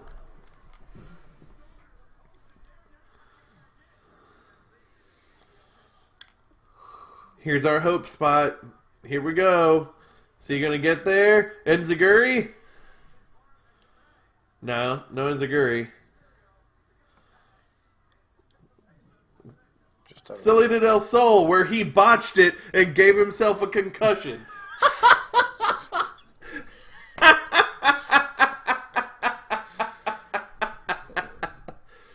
Oh, God. He DDT'd himself. If he would have grabbed at his head, it wouldn't have looked so bad. But he grabs right where he lands. It looks bad. That's a botch for you. He's still holding his head on the outside.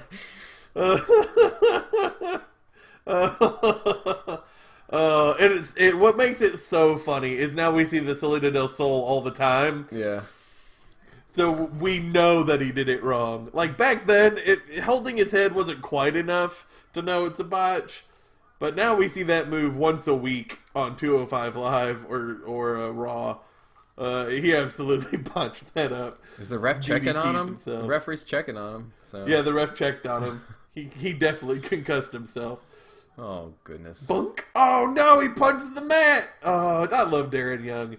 Yeah, he's good. He's kind of old school. He's kind of old school over the top, and I really appreciate that.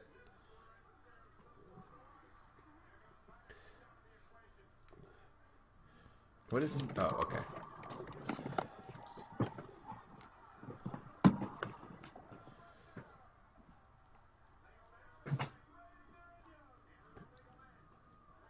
Oh, electric chair.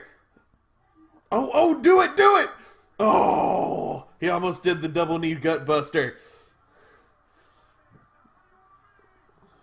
I love the double knee gut buster, Darren. Bunk. Alright. Luchas get the win. They had to. Yep, because right now there was still hope that they'd have the match between the two of them.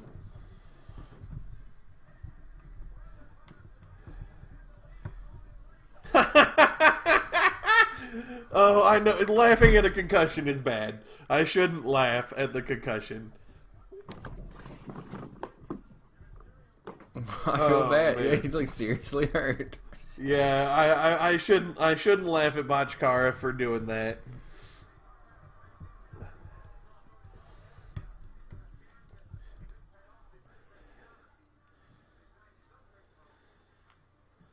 Take his... Oh, I guess you can't take his mask off. That's my first thought. Take his mask off and let him get some air. But that would ruin the mystique of wrestling.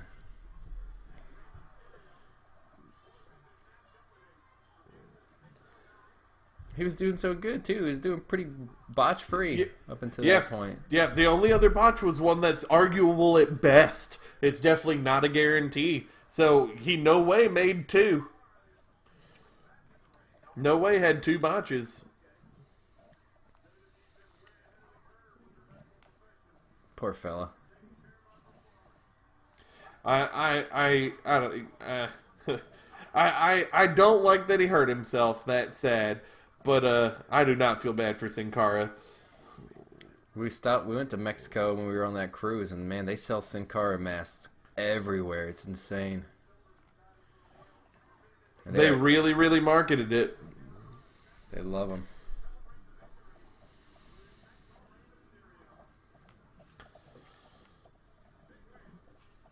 If you want to hear some really interesting wrestling history, go look up the history of Sin Cara, of the Mystico debacle. It is fascinating. Maybe I'll do an editorial or something. Just record myself doing an editorial of it. It's so interesting. Yeah. I think that'd be cool to have. Is that a thing that you listeners, would be interested in? Us doing little tiny, 5-minute audio editorials or something? Let us know. That'd be cool. Always looking for fun new ways to do things. Hell, also, go Would You Rather Wrestling. Because that's... Yeah, that's me. Yeah, that's Lenny. He could be doing it under us, but he's not. So go like it there so we could all do it. We can all enjoy it together because it's really fun. It's real simple questions, and you just comment on Facebook. It's super good. Go check it out. Lenny's got to get his project on. Gotta get my project on, where I can only disappoint myself. Don't disappoint yourself. I just talked you up. No, thank you. I appreciate that. I've commented on a bunch of them. I really like them. Yeah.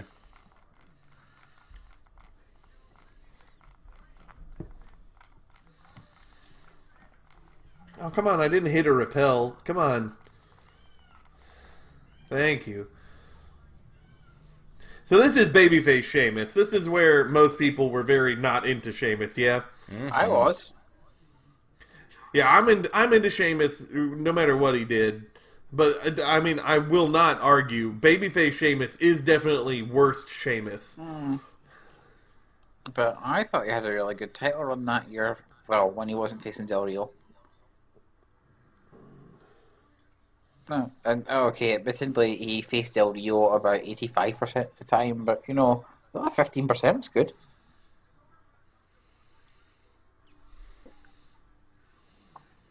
Oh, do we recognize any of the security guys?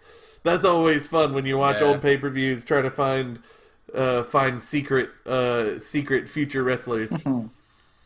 Like I spotted Jay Lethal at one point in an old pay-per-view. Oh, that's cool. Yeah, he's a security guy or a camera guy or something. He takes a bump. He's so good. I love Jay Lethal. It's the most he's ever done in the WWE. Mm-hmm. I love the bro kick. Yeah, I was trying to count up how many face and heel turns Big Show has had since I started watching wrestling, and I've tried 3 times there, and I keep losing track. So I don't know the exact number, but I remember that it is more than one per average a year. Yeah. He is face or heel turned more than once per year on average. But there are times where he has face or heel turned more than once in one night. Oh, we're gonna get to too many limes. It's too many limes. Too many limes. Whoa, is born to be. I'm an Irish son of a gun. I like how in the build up to this they had William Regal beat up for sympathy heat. That's the first time possibly in his career that William Regal was kind of the Yeah, he had transitioned into a lovable babyface veteran. Yeah, but that was which is crazy. It's so crazy to think of him as a lovable babyface veteran. But yeah, That's absolutely where Regal is now in his career. Mm-hmm.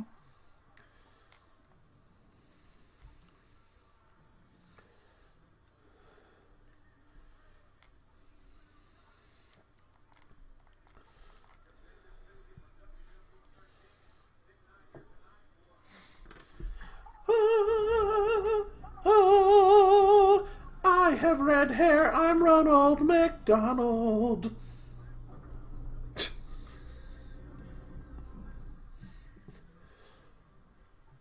Oh, here comes Big Show. No pyros.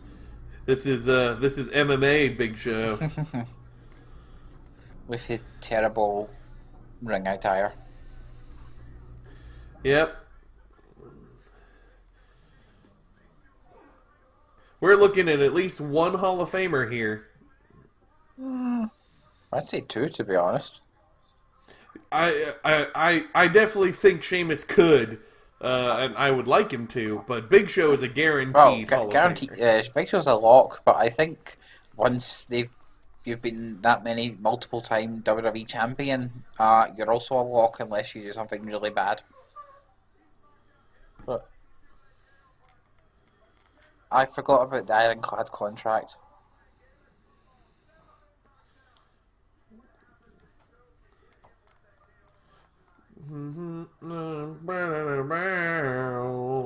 Also, yeah, lol at them putting over the fact that he used the KO punch to defeat Tenzai, as if that was an impressive thing back then. Oh. So, Lenny, what do you remember of this match? Oh, he's ducked out. Oh well. I know I don't remember anything of this match except that it happened. Is this when Big Show wins it? I can't remember. Because doesn't this run transition into the Mark Henry Big Show stuff that eventually transitions into Daniel Bryan? No, that was a whole year before. Oh, that was last year. Mm-hmm. Okay. You can see why I'm confused. It's literally almost every single one of the same people. Yeah.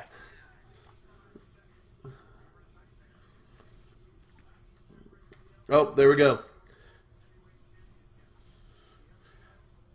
Michael Cole's talking about it right now. Talking about the thing. I should have just waited. Then I would have sounded smart. Now I sound like a big old dumb.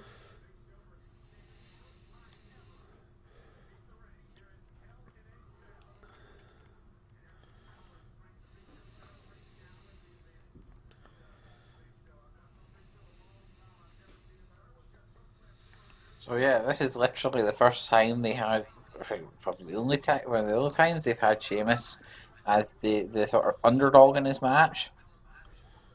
Yeah.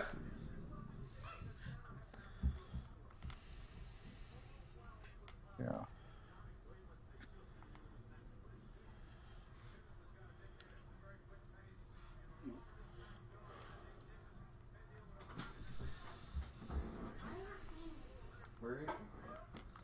It is churlish, but I really don't like that. Big Show attire. Like what?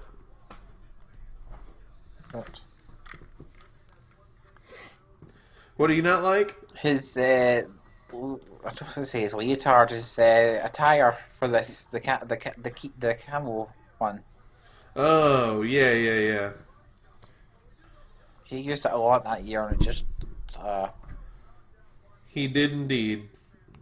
which is really funny now because I'm just listening to JR and Cornette moan about fans who are so fussy about the shows. They moan about the attire, and it's their fault. It was in my head.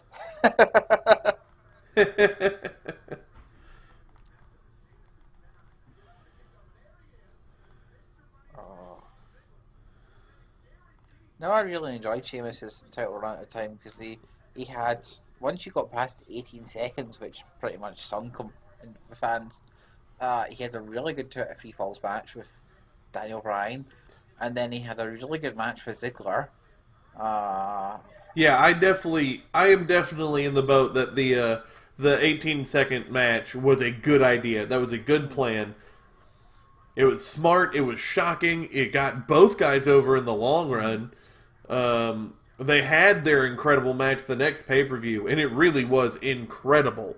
So I'm all for it. I remember being shocked at it at the time because it was just another instance of the two of them not getting to have a great match at WrestleMania. Yeah. But looking back with the weight of history now on it, I think it was a very good idea.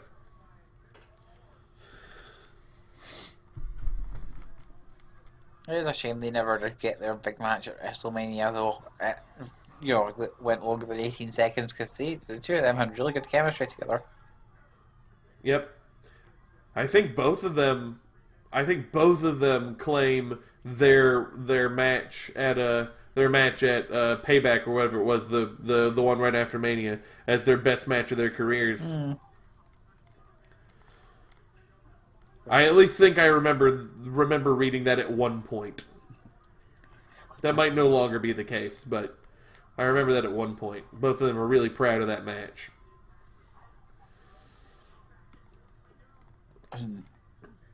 And so far, this match has been entirely different to all the Sheamus matches that year, because all the Sheamus matches that year were based around him and smaller guys bouncing around his power moves, whereas this is Sheamus basically bouncing around a much bigger guy's power moves.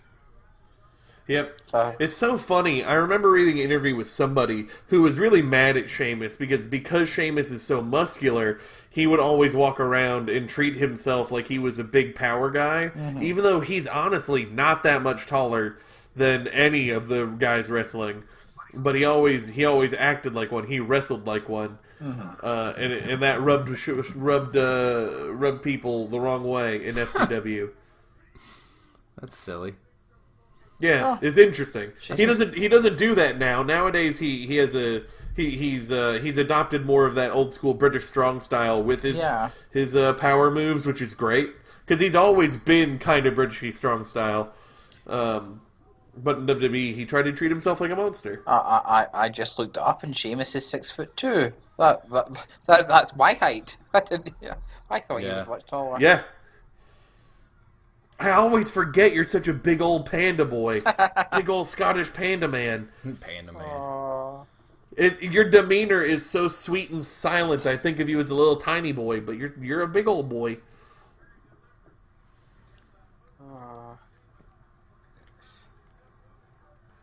So you're saying Michael could beat Sheamus? I mean, Michael does have asthma. Oh. So I'm pretty sure Sheamus would win still. I was going to say, I also have the secret weapon of being Glaswegian, but Sheamus has the secret weapon of A, being Irish, and B, being actually trained to wrestle, so... That's not important. You don't need to be trained. You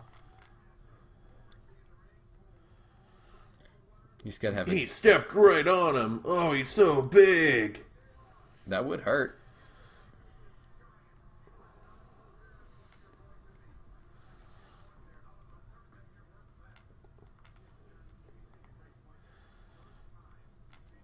This was the match that everyone in the arena assumed would be a Hell in a Cell because every Hell in a Cell pay-per-view before this, every main title was contested in the Hell in a Cell, and this was the first one where they didn't do it.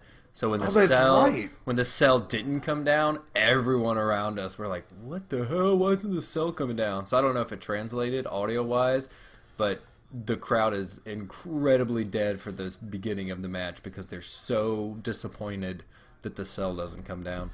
That's really interesting. I didn't even think about it. I forgot this was Hell in a Cell, honestly. And I suppose that the telltale sign that something big was going to happen is that Big Show's got his motivated boots on tonight. And so far, he's Christ, I do not want to walk out of this, but I have to use the bathroom really bad, so I'll be right back. And there's more of Sheamus getting killed by the Big Show. He nearly killed JR.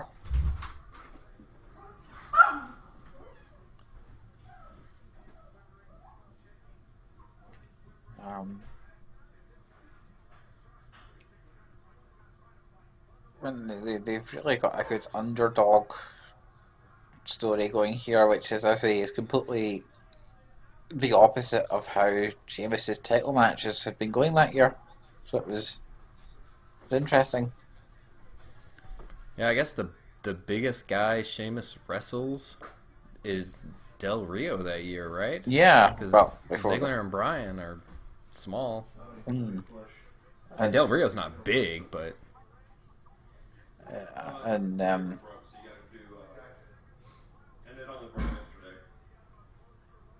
I hear a grown man that I don't recognize in the background. that's just JBL.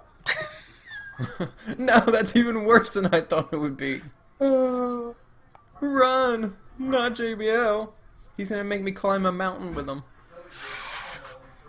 Oh, That's the last thing I want to do is climb a mountain. I climbed a mountain once. With JBL? No, not with JBL, with my school. And then I tore my Achilles tendon at the top of it. Oh, at least it was at the top. Yeah, that was fun. And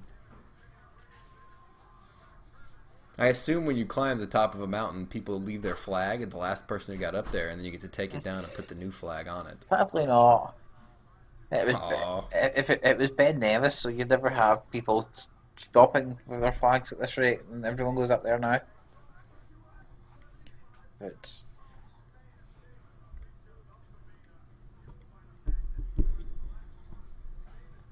and now we have the Fiery come back. Ooh.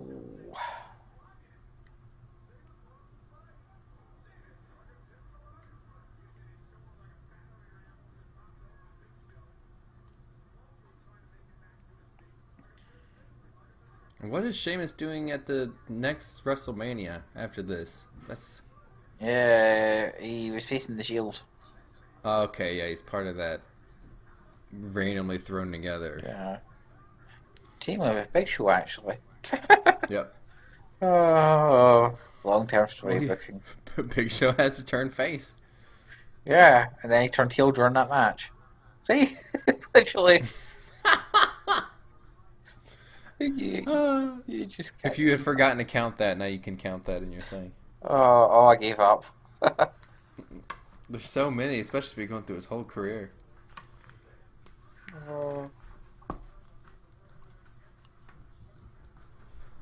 Although what, when he first shows up in WWE, he's not the Big Show. So when does he? Oh, he was the Big Show, Paul White, but Okay, yeah. I didn't remember if he was the Big Show Paul White because I know he had the Paul White name. If he was just Paul White.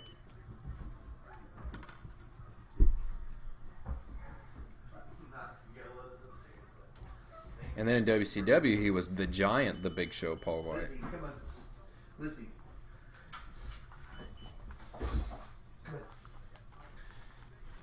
I think he had a few face heel turns as a Giant too. Yeah, I can think of at least one. All right, Ziggler cash in yet? Yeah, he did, but then he had to give it back, so they're having the rest of the match. Yeah. Oh, okay, cool. It was really weird how they did it. Yeah, he came out to cash in and he's like, damn, this match is too good, I have to, sorry everyone. Carry on. Yeah. Carry on my wayward Sheamus. You'll be peace when you find Cesaro. Raise the bar and then kick Jeff Hardy's tooth out. Jesus Christ. You'll be champs once more. Do do do do do do do do. In a bear hug, in a bear hug. Do do do do do do do do do. We gotta do BTC. Carry on, you will always be Sheamus. Carry on, even if you're not O'Shaughnessy. No. Why? What's wrong? I'm just singing a fun song. It went too long. Jokes never go on too long, Lenny. You know this. All jokes are better the longer they go. That is true, actually. Oh. Like, if you were still doing it, I would probably be laughing. I mean, look at the president. What? Topical Brexit. United States president or Michael president? Well, I guess they're not president, right? Never mind. Yeah, he has a queen. The queen of presidents.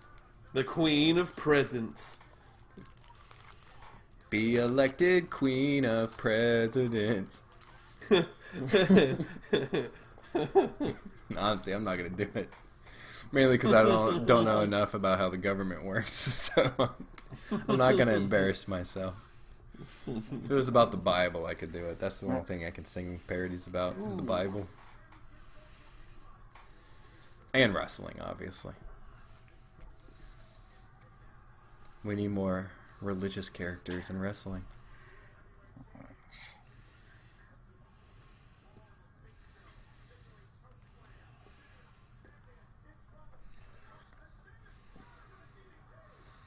I have no idea how far ahead or behind you are now because of the whole time difference stuff, but this is really good stuff. I'm enjoying this match. I'm enjoying this match as well. This is my favorite match in the old pay-per-view. This match is bordering me. Or at least it was. You missed But then like I missed minutes. part of it, so... He missed the whole story, the whole bit where Sheamus was getting his ass kicked, and it was completely new to him, so he couldn't deal with it. This is my favorite, if I was actually asked to pick a favorite and had to do research, I might come up with a different one. But if I had to pick a favorite Big Show match off the top of my head, this would be number one. Interesting. Yeah, it would definitely be up there, I think.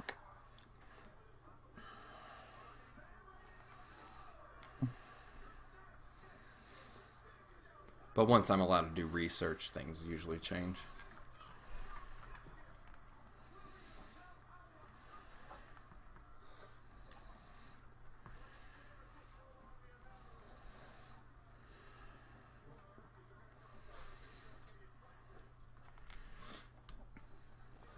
Oh, no!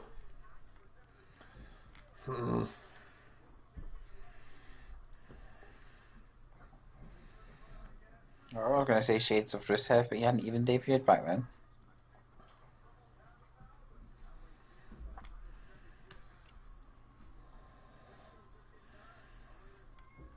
Oh. The Colossal Clutch, is that what he called that submission? Yeah. Okay.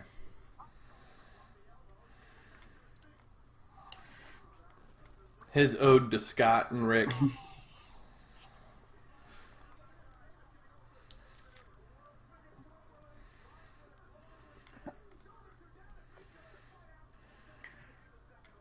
And that's Dean's ode to Shut up, JR. ode to Dean What do you say? Malenko. How ironic! The Irishman using the clover leaf. Shut up, JR. That was Dean Malenko's finisher. Yeah.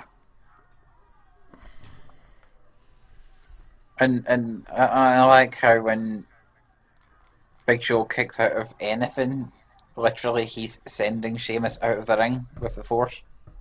Yeah, I love that spot whenever somebody gets kicked out of the ring by a kick out. That always makes me happy. Well, except for when it's in a Royal Rumble. When there's a pinfall in a Royal Rumble and the kick out throws you over the top rope. I actually think that'd be a really fun spot. Randy Savage did it. Yeah, that's what I'm talking about. That was only bad because Randy fucked up. Well, Like, if that was the planned spot, I'd like it. 100% of the time I've seen it in Royal Rumbles, I didn't like it. But yeah, I guess if it was done, it would be... could have been done better. Oh, I forgot about white noise. Open the eyes of my heart, Big Show. Has he even used that move in years? I can't remember. White noise! White noise! It's a great move.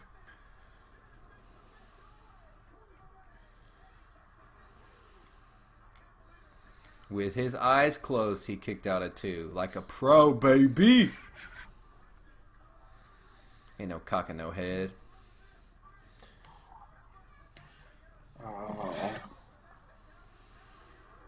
Good old air raid crash, now known as white noise. And you're saying about how the crowd were dead to start this off. They're not anymore. Yeah.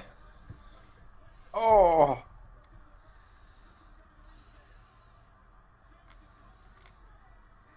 Can't get your foot high enough, Sheamus. He's too tall. Oh, hey! Oh God, I love the guy in the crowd. He's Hey, like, get back from the loo. kick Title change, man. Oh God. Sheamus is keeping his eyes closed too. Look at these guys. Oh man. This is good. This is a good sequence here. It's been They definitely. I was bored in the beginning, like you said, and then I left. I'm coming back, and they're getting me going. I like Sheamus. I like Big Show. I shouldn't have doubted it. Well, see, after like literally as soon as you left, it started getting good. That makes sense. That's my luck. I just bought a super expensive movie that I've been wanting for over 10 years. So now that I've bought it for the super expensive price, it will be re-released on the cheap Blu-ray. It's just my life. That's just how it's going to be.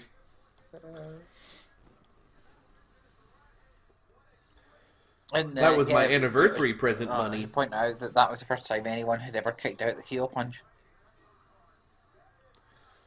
Oh, that's cool. Oh. Bro kick! Bro kick! I know I'm saying what a move for what is literally just kicking somebody in the face, but what the hell? Oh man. His expression tells an amazing story. Oh man. Oh, this is just really good stuff.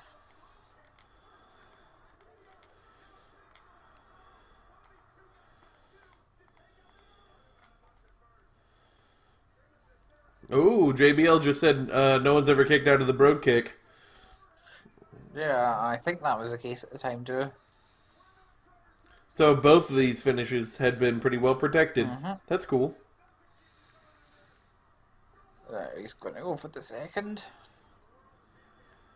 And...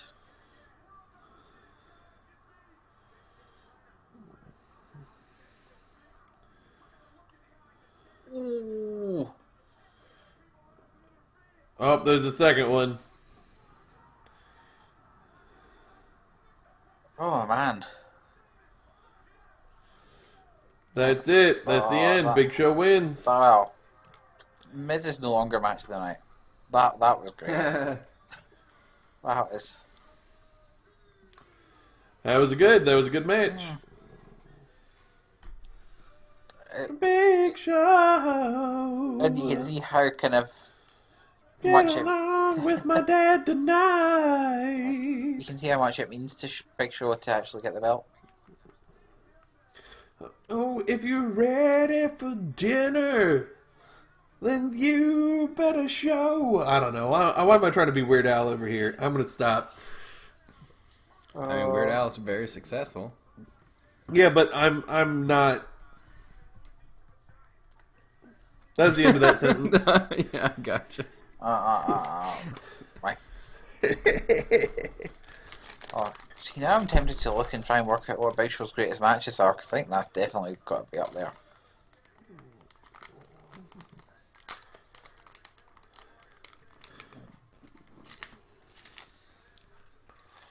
And people didn't like Sheamus' title run at the time, but he had one legendary moment, 18 seconds, and I'd say 3 great matches on pay-per-view defending the title, so you know that it has got to go down as a very successful title run.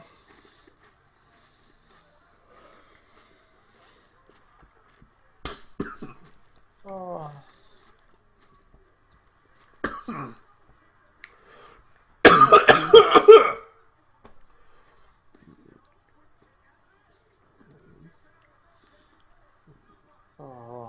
Oh, I just remembered that I voted this as the match of the year that year on Raja. Yeah.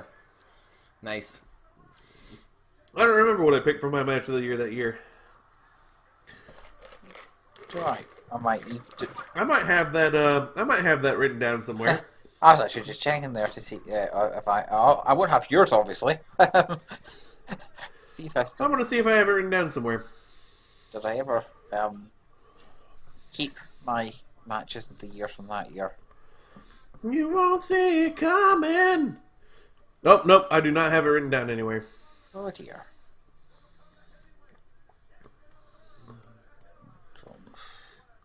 Nope.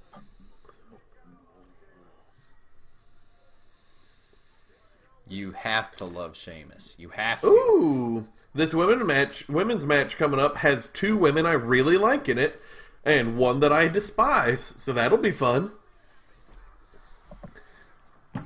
Ooh,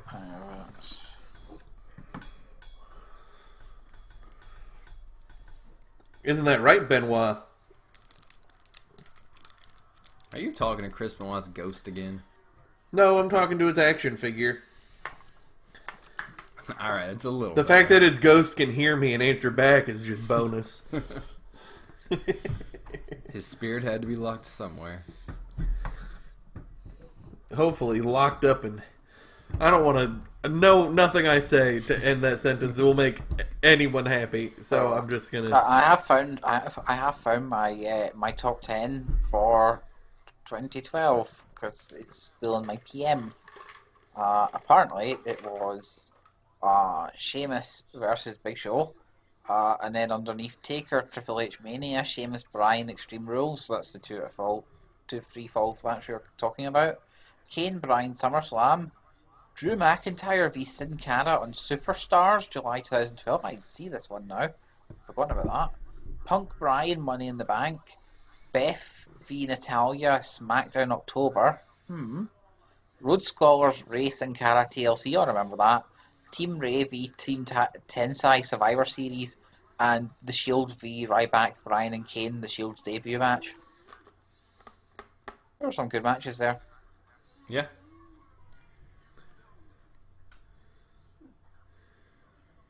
Oh god, it's Zack Ryder. No, it's not. It's a witch. This segment is bad. I don't see Zack Ryder. I wish to never see Zack Ryder, but unfortunately. Whoa! He's trying to make a living for his family, you jerk. Oh, what other is on this? Apparently, I also rated a Sheamus Sandow title match. Oh, good. Of course, we get some Farouk. Farouk. And apparently, there was also a Sheamus Tensai title match I liked. Cool one. I should rewatch I these. love Tensai. Tensai was great. Oh, and a Wade Barrett Sheamus title match. Wow, that would have been good. There went that damn. Damn. Oh, poor Zack Ryder. Oh, and Sheamus CM Punk. Well, he had a lot of matches that year that I completely forgot. Sheamus had a really good year that year.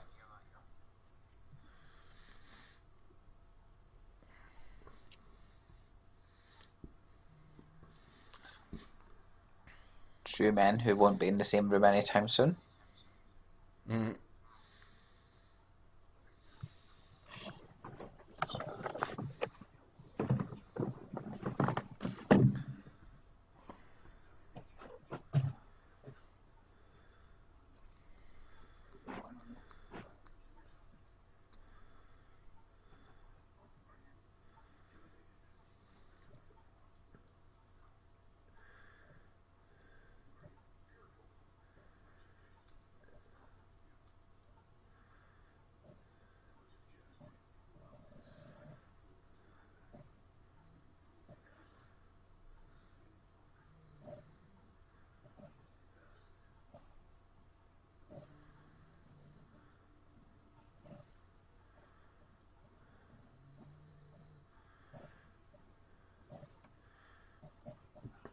Jeez, okay. Weird. Alright. A triple threat match. Big old butterfly belt.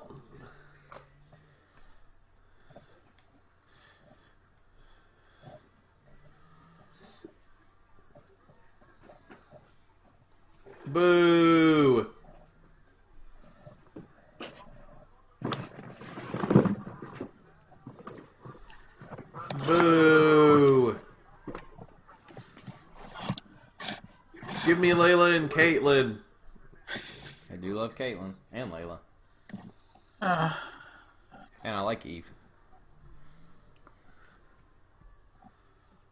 oh, this is back when she was still a face.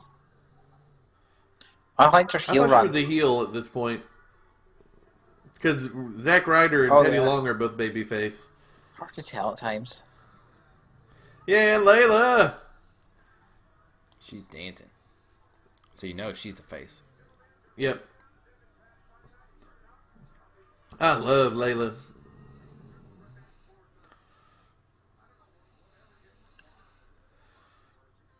And then here comes green as hell Caitlyn. Oh, and look, she's even wearing green.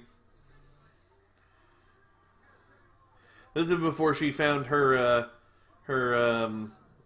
Niche. I don't know, her shtick. Before she started wearing the camo and started being the Caitlyn that was the big deal Caitlyn.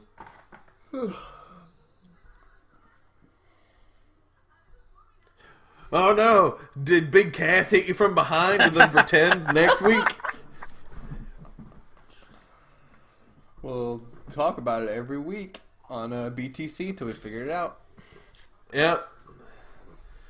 Who I got enjoyed talking about it. 2 weeks. I don't know if you saw that Caitlyn's actually been in the news this week. Oh no! Why is Caitlyn in the news? She's come out. She came out that she's had a really nasty drug addiction for ages, and she's just gotten into rehab for it. Like, come out of rehab for it. Oh well, good for her. Apparently she wasn't in a very good relationship, and it wasn't helping. And now she's meant to be in a better place. So, good luck to her. Was it the WWE rehab? I think so. Well, I can't say for sure, but I thought it was a. I hope so. I hope Lex Luger helped her out. Yay, Lex! Yeah, Caitlyn. I like Caitlyn. A lot of people don't. That's fine, but I really like her. It just makes me think, like, how Eve and Caitlyn and AJ Lee would have been if they'd have come along just a few years later and had, like, Sarah Del Rey training and everything. Oh God, it would have been if Caitlyn had the Sarah Del Rey training. It would have been amazing. Sarah Amato now, I guess, since she's no longer a Del Rey.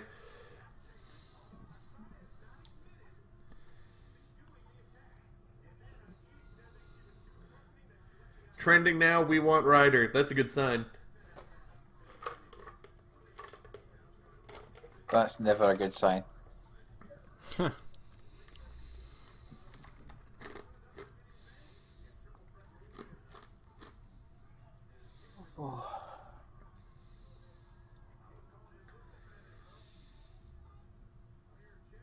I think I remember how this match ends.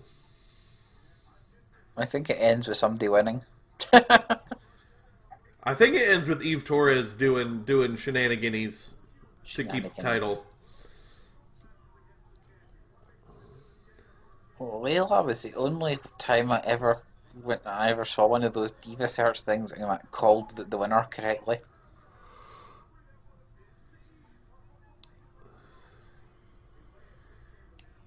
Because she was, stand out, the only good person on that show that year, 2006.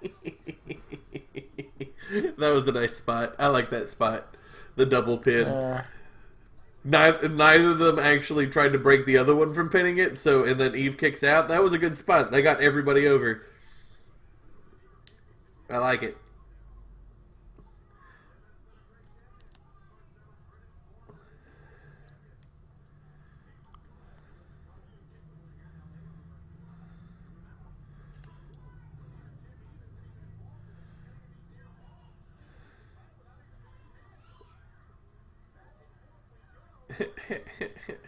Ugh. Oh, the stroke. Terrible move. Yeah, imagine somebody using that in the main event. Every main event over and over. Slap nuts. Isn't he great? Oh, Jarrett.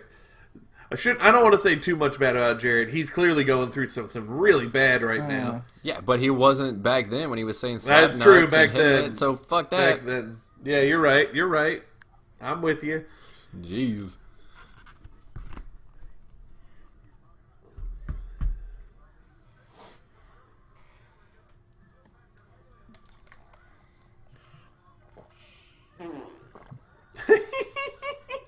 Caitlin's acting is not the best. No!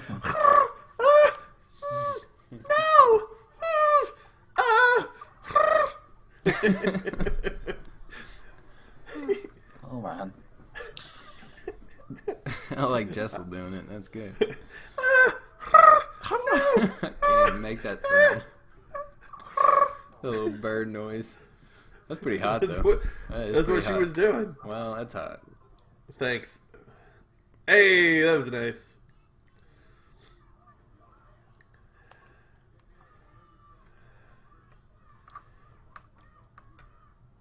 Yeah, Layla.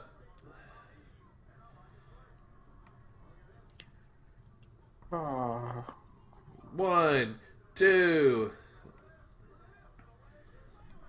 Bunk. Uh-oh. Ooh. Oh, that classic spot. That spot that spot defines the Divas era to me. Because all the girls were dancers and could do splits, so they would always do the split counter or the split attack. Mm-hmm. It's very noticeable that when Layla's in the ring, the match is quite good, and when it's the other two having to put it together, it's not. Yeah. Hey, that armbar actually looks really good. That That looks really good, Caitlin. The selling, it helps, too. Yeah, absolutely. But yes, I am putting most of the credit for this match on the British. Yeah, of course. Of course he would. Well, I put it on the woman. Oh, that's the douchiest thing I've ever heard in my life. Wow. There's more signs of Dean Malenko putting this match together. She just did Dean's finish. Oh yeah, because this was during Finley's hiatus. Yep. Because it used to be that Finley would book all these matches together, which led to... Yeah, he was not very good at it. Well, look what he had to work with, to be honest. I mean, he had to put Ashley Mazzaro and Candice Michelle matches together. Fair point. Making Kelly have to be great and Ashley Mazzaro have to be great. Yeah. Oh. That is different than Layla Maurice, Michelle McCool, Natalia, Caitlin. They were a cut above the last crew. Remember that Finley made Melina have credible, decent matches now and again. So miracle worker there. Hey, that wasn't bad. Forgot all about it. I always think of Caitlin as super green, but she's doing really well here. She's sort of diamond in the rough. Green but potential.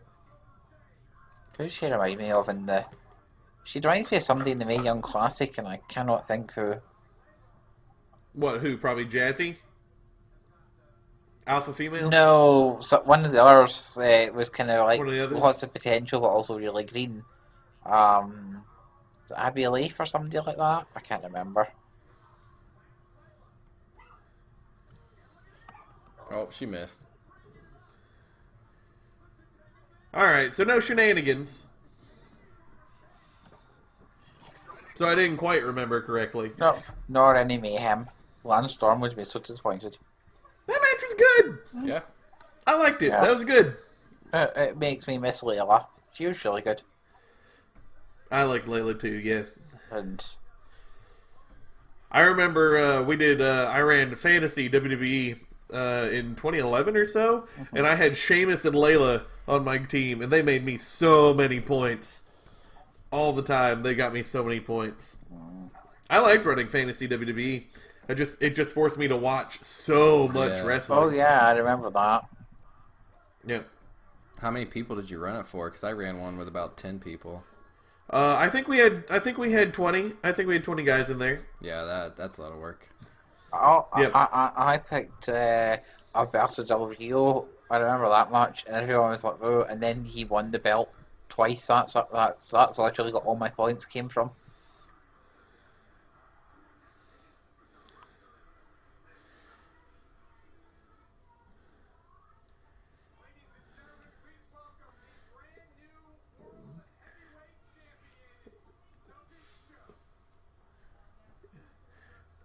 Hoodie life.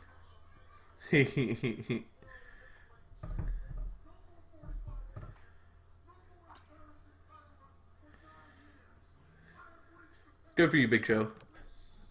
I think I also had Ezekiel Jackson in that pool you did. That was Yeah, but he was my last pick. Oh. I definitely did not want him. But at that point, with that many guys and you only have 5 slots, you know, you get what you get. Yeah, wasn't it round robin? No, that's snake drafted. Yeah, so that's what I meant. Gotcha. Yeah. Yes, it was snake draft. I was pretty early. I think I had third pick, which means last round I had third to last. At one point, I switched Ezekiel Jackson to a referee. Yeah. Because the referee got me guaranteed 4 points every show. So it was a tactical choice. It was good. I didn't win. But I came close. The guy who had Orton won. Oh, in 2011? Yeah. Mm-hmm. Yeah. Orton he balled through 2011. Mm-hmm. Yep. But Sheamus was a sleeper. Yeah. So I lucked out with Sheamus. Somebody should have just gone for Kofi Kingston. I think I had Zack Ryder too, which always got me points. Yeah, I had a pretty good roster. That's a pretty good roster. That's all been deleted now, so I can't tell you who I had. Yeah, I think it was Sheamus, Ezekiel Jackson, Zack Ryder, Layla, and somebody else. And then I switched out Ezekiel for a ref. I don't remember who my other one was. Kofi, maybe? No, No, it didn't. I remember who had Kofi. Kofi, I think. Yeah. I can't remember. I think it was mostly played by all the gang that watched the shows back then. Yep. With a few guys from a couple other places. Yeah. I enjoyed running that. That was cool. I just don't have the time now. Yeah. I definitely don't have the time. Yeah, you have to watch it all, and you have to pay absolute attention to all when you're giving points for like finishers and all that kind of thing. Yep. Yeah, you gotta point for using a named move. So any move that was named got you a point, as long as it connected. You got 3 points if you were put through a table. You got a point for using a foreign object. And then you got 2 points for just showing up. If you show up in a segment on screen, you got 2 points. I think that's all that. Then it was points for Title changes. Points for wins of matches. Extra 5 if extra 5 if you face or heel turn, or if you win the championship. And then pay-per-views are always double points. Yeah. We have a lot of similarities then. Yeah, it was. What was it? It was 1 point for 1 for count out, 2 for DQ. No, 2 for count out, 3 for DQ, 4 for pinfall or submission, 5 for ref stoppage for winning your match. Yep. We could bring it back just between the three of us for like 2018. Yeah, we could. If we could split do up, that. split up who watched Yeah, I mean, stuff, so one person have to watch it all.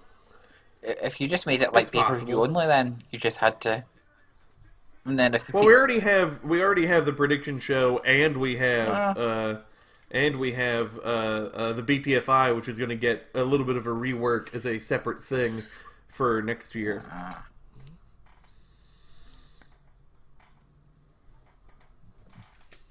I'll look into it from a website perspective. If I could throw a little, because I can make private sub websites. If I can make one off of for Broken Table Commentary to keep track of sure. everything, and make it a lot easier. Sure. Every ounce of it that I don't have to do makes it much more likely that it can happen. Yeah. Because I'm already doing a lot. Hell, I'm still mad at myself. I haven't gotten us on iTunes yet.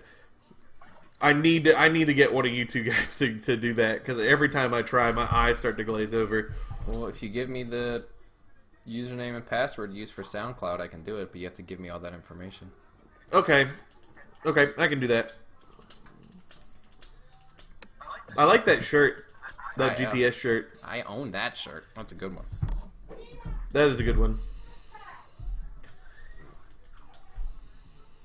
Although I own the white one too. I own most of his shirts. I really liked him for a while there. Yep.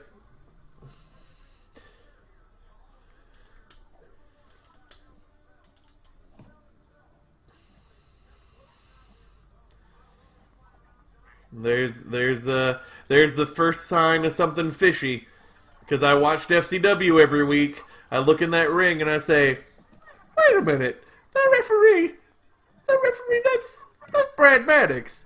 Why is he a referee here?" First sign of something fishy. Well, you had that advantage over me. Yep. I enjoyed watching FCW. That's when I liked Roman. No, honestly, again, the only reason I don't like Roman is that I don't like the character of Roman. Because Lee Key was great, heel Roman Reigns is great, the Gordon Gekko one. So maybe if he gets a character change, I'd love him again. I want to love you, Roman.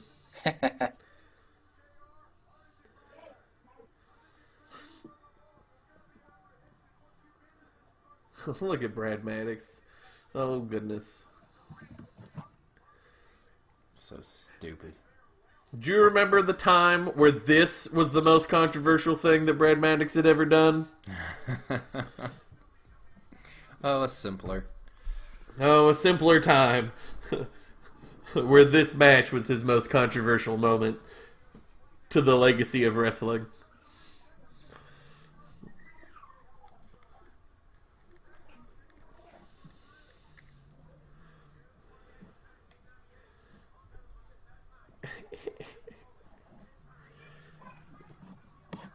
All right, let's feed me more.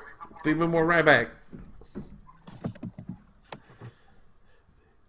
More.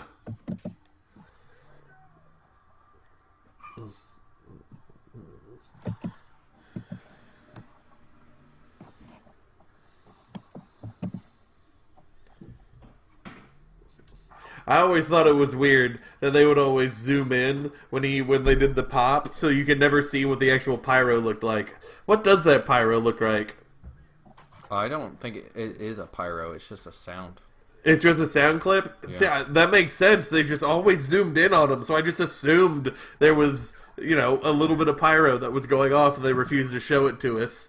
Yeah, I see him live maybe half a dozen times, and I never remember hearing the pop ever seeing anything. So unless every time it just never went off. And it's just... Now, if I remember correctly, this match is actually pretty good until the finish. Uh-huh. That's accurate. And then the finish.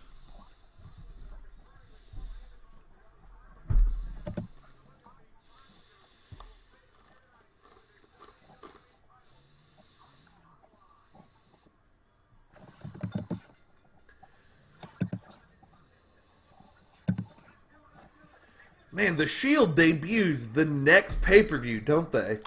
Yup. Man, that's some perspective right there.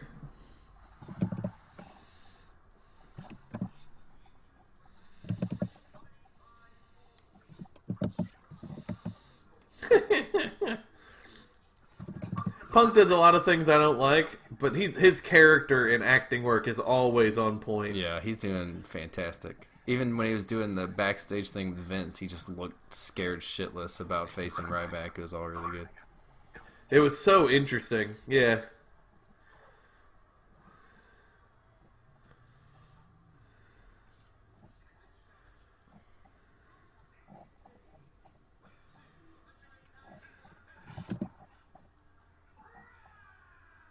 Yeah, baby.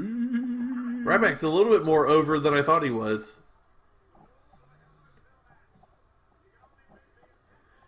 Yeah. He's more over than I thought he was at this time. Yeah. I was definitely used to watching this with the forum crowd, with the smarky guys who didn't like him. It's neat to actually see that he actually was like legit over, and it wasn't just my little marky heart, because I don't mark often, but when I do, I mark hard. I mark hard. No. That's so stupid. Hashtag.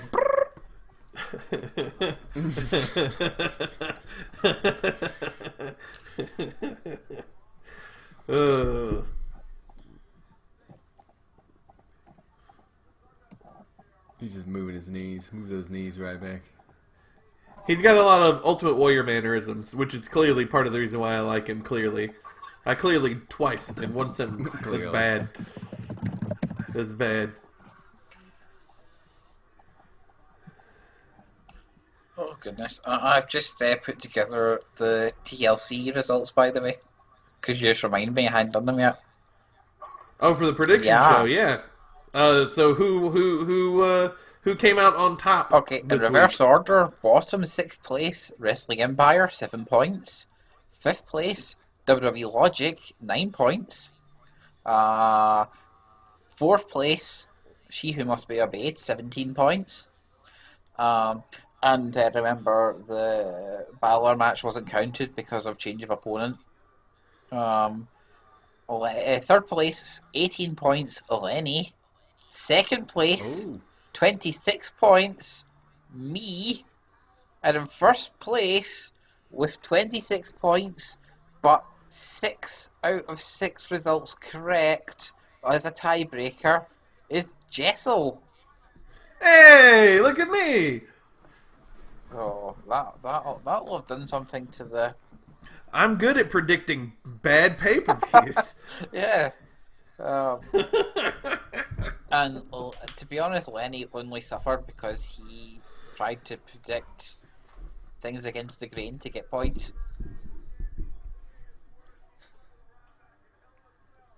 I think Lenny's still winning, though, overall, yeah? I'm about to go check that if I can find it on the book face. Because I wasn't doing that well.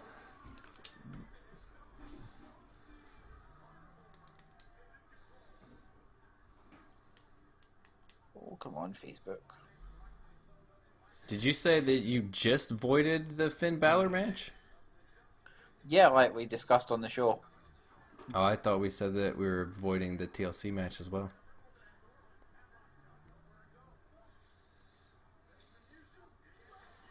Feed me, Punk.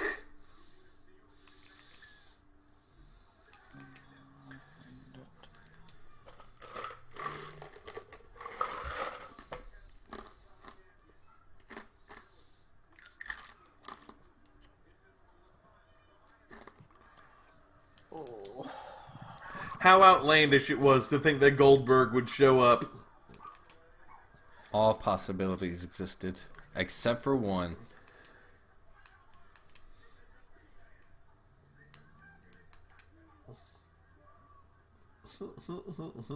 Punk crawls under the ring.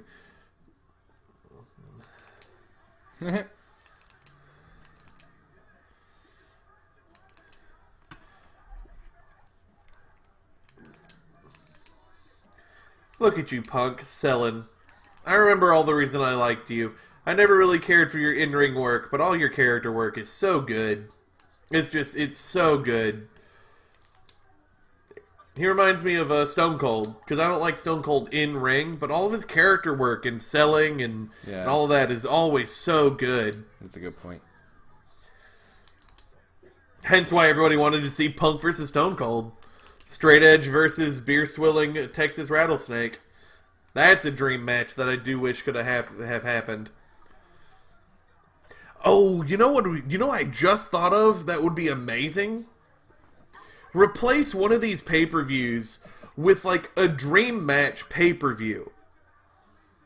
Like the whole shtick of the pay-per-view is that it's dream matches that couldn't have happening. So you get all those legend spots and whatever in one big dream pay-per-view every year. Make it one of the big four. That'd be so cool. Yeah, that'd be cool. Maybe that's what I want to do for your topic for next week's episode. Maybe that's what I'll do. I really like that. That'd be really fun. Because I do like all those legend spots. I just want them done to not at the disadvantage to the rest of the roster. You know what I mean?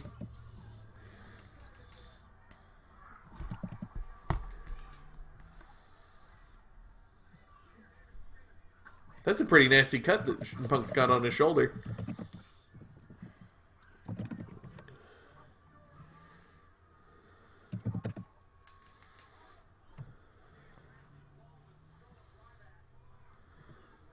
He can't get Ryback to fall. Oh, down to a knee. Yeah, apparently the combined from the three has me on top by 3 points now. But Jessel is on 58 points to my 68, so he's catching up.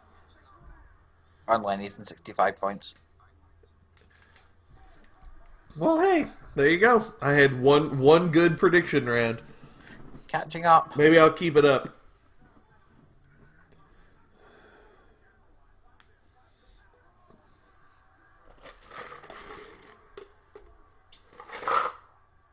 Man, how did Punk get all cut up? Goodness. He's got 2 big cuts. He's facing Ryback, that's how.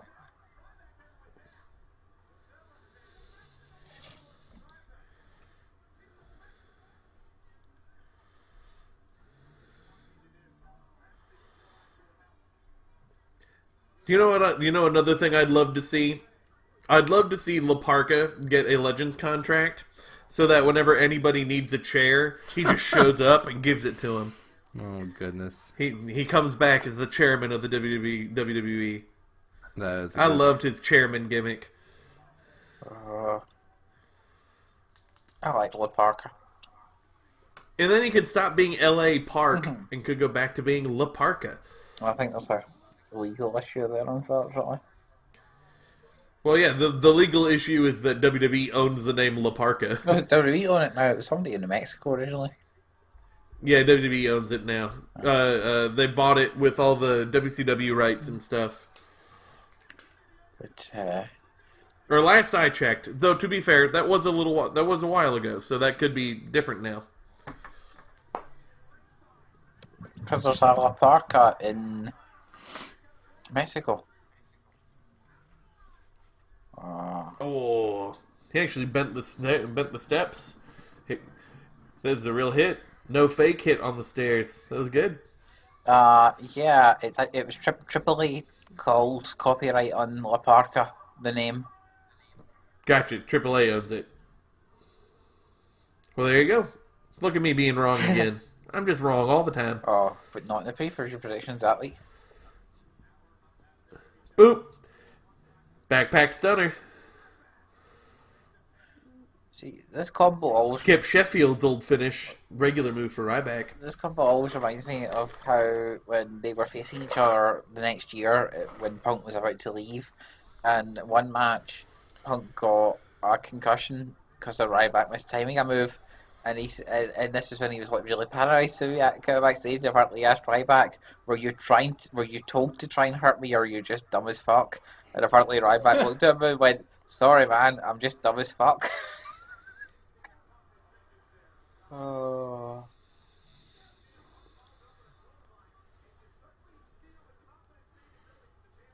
Yep, that's the concussion Punk won't shut up about.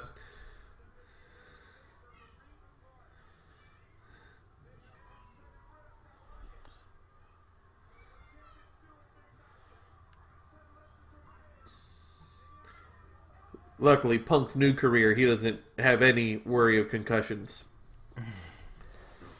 Well, you never know. Comic book artistry is a dangerous career. I was being sarcastic. Uh, He's trying to be an MMA fighter uh, and getting beat all to hell. Though to be fair, he only had the one fight. He could do well the second fight.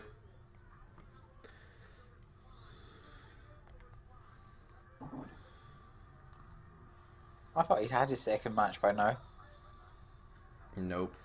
Nope, not yet. That's relying on me caring about MMA, to be honest.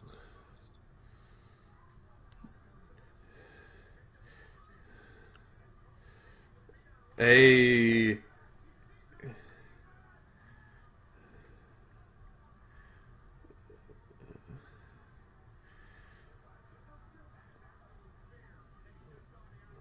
Yeah.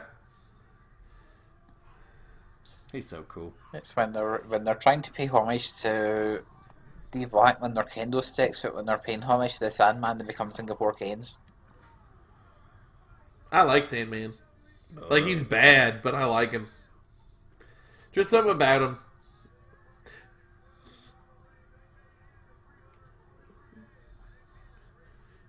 ECW, Paul Heyman just loved the everyman shtick. He had 3 of them in his main event at different times. 3 different everymans. I don't know what happened with that meat hook. Punk did not take that well.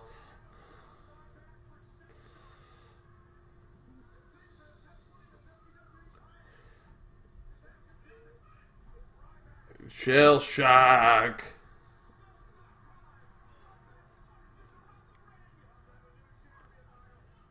Oh gosh. So painful to watch. The crowd is so into it. Not into that. They were so into the match. Yeah.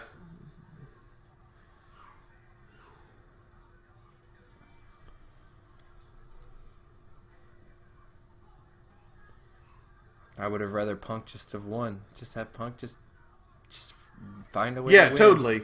Absolutely. He's a good enough wrestler. It's believable. That's fine. Yeah. Ryback could have taken the loss. Yeah.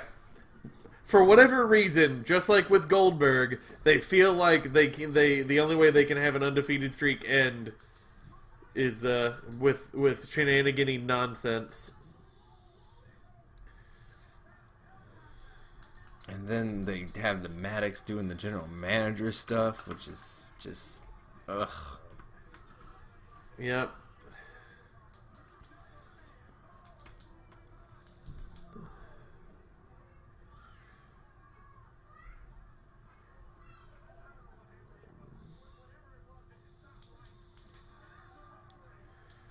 Yep. Oh, there is still about 5 minutes. Yeah, Punk's gonna have to climb up the cell and all that part. Yeah. Here we go. Is this gonna be the good meat hook since Punk took it weird? Punk seemed Yeah, that was a little better. Punk seemed actually surprised that it was coming. Like he looked like he turned and just got hit. Was not expecting it. I think the meat hook must have gotten tweaked a little to be a little safer. I started trying to find every single one of Pete Dunne's WWE UK Championship defenses across not in the WWE. All the Progress and Evolve ones. And the ICW ones. I was watching Yeah. one on ICW today, and there's a spot where him and Trent Seven and BT Gunn and Wolfgang are all just giving each other the clotheslines like that. And every It's single great. one of them are doing backflips when they get the clothesline. Like, even Wolfgang gets hit with one and does the backflip and lands on his neck. And then Pete Dunne gets hit with one from Trent Seven and does the backflip and lands on his neck. It's so good. Yeah. Those are I love those guys. My favorite matches right now. My favorite of any wrestling right now is all of the Pete Dunne UK Championship stuff, and he's mimicking Triple H and stuff, and getting all this. So that means heel that's right. You watched the NXT. You watched the NXT ones that happened just recently. Those were great. Like, he goes there and he seems like this bragging, like he's always bragging about the fact that he's got the WWE stuff behind him now, and he's pissing off everybody. No, it's all so good. Pete Dunne's so good. Yeah. And I love Trent Seven. You were so right about him. Yep, I love him. I love Trent Seven so much. There's so many guys. There are so many guys right now underneath the WWE umbrella that I love, which is great. Yeah. But most of them don't get used or are used poorly, and that makes me hurt inside. Makes me sad. Yeah, that doesn't bother me. I'm fine with them if they never do anything on WWE TV, as long as I feel like they're happy. Yeah, but most of them aren't happy. They're performers at heart, and they want to be able to perform. They might be happy. That's fair. I mean, Trent Seven seems really happy all the time. Well, Trent Seven luckily does. He has the unique UK contracts, so he gets to go out there and do other stuff. But but guys like Heath or Sami Zayn for the longest time, who just kind of never got to do anything for months and months and months. Those are the guys I feel sad for. Yeah, there's a good bit of them. And I don't even love Sami Zayn. I just hate seeing really talented guys that could be doing great things not being able to do it.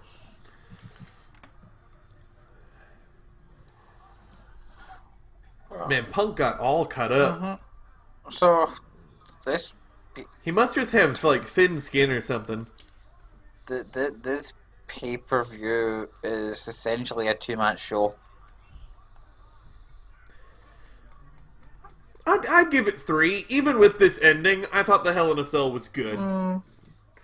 It wasn't, it wasn't great or anything, but I thought it was good. Oh, we had 10 seconds. Say goodbye, everybody. Bye. Bye, everybody.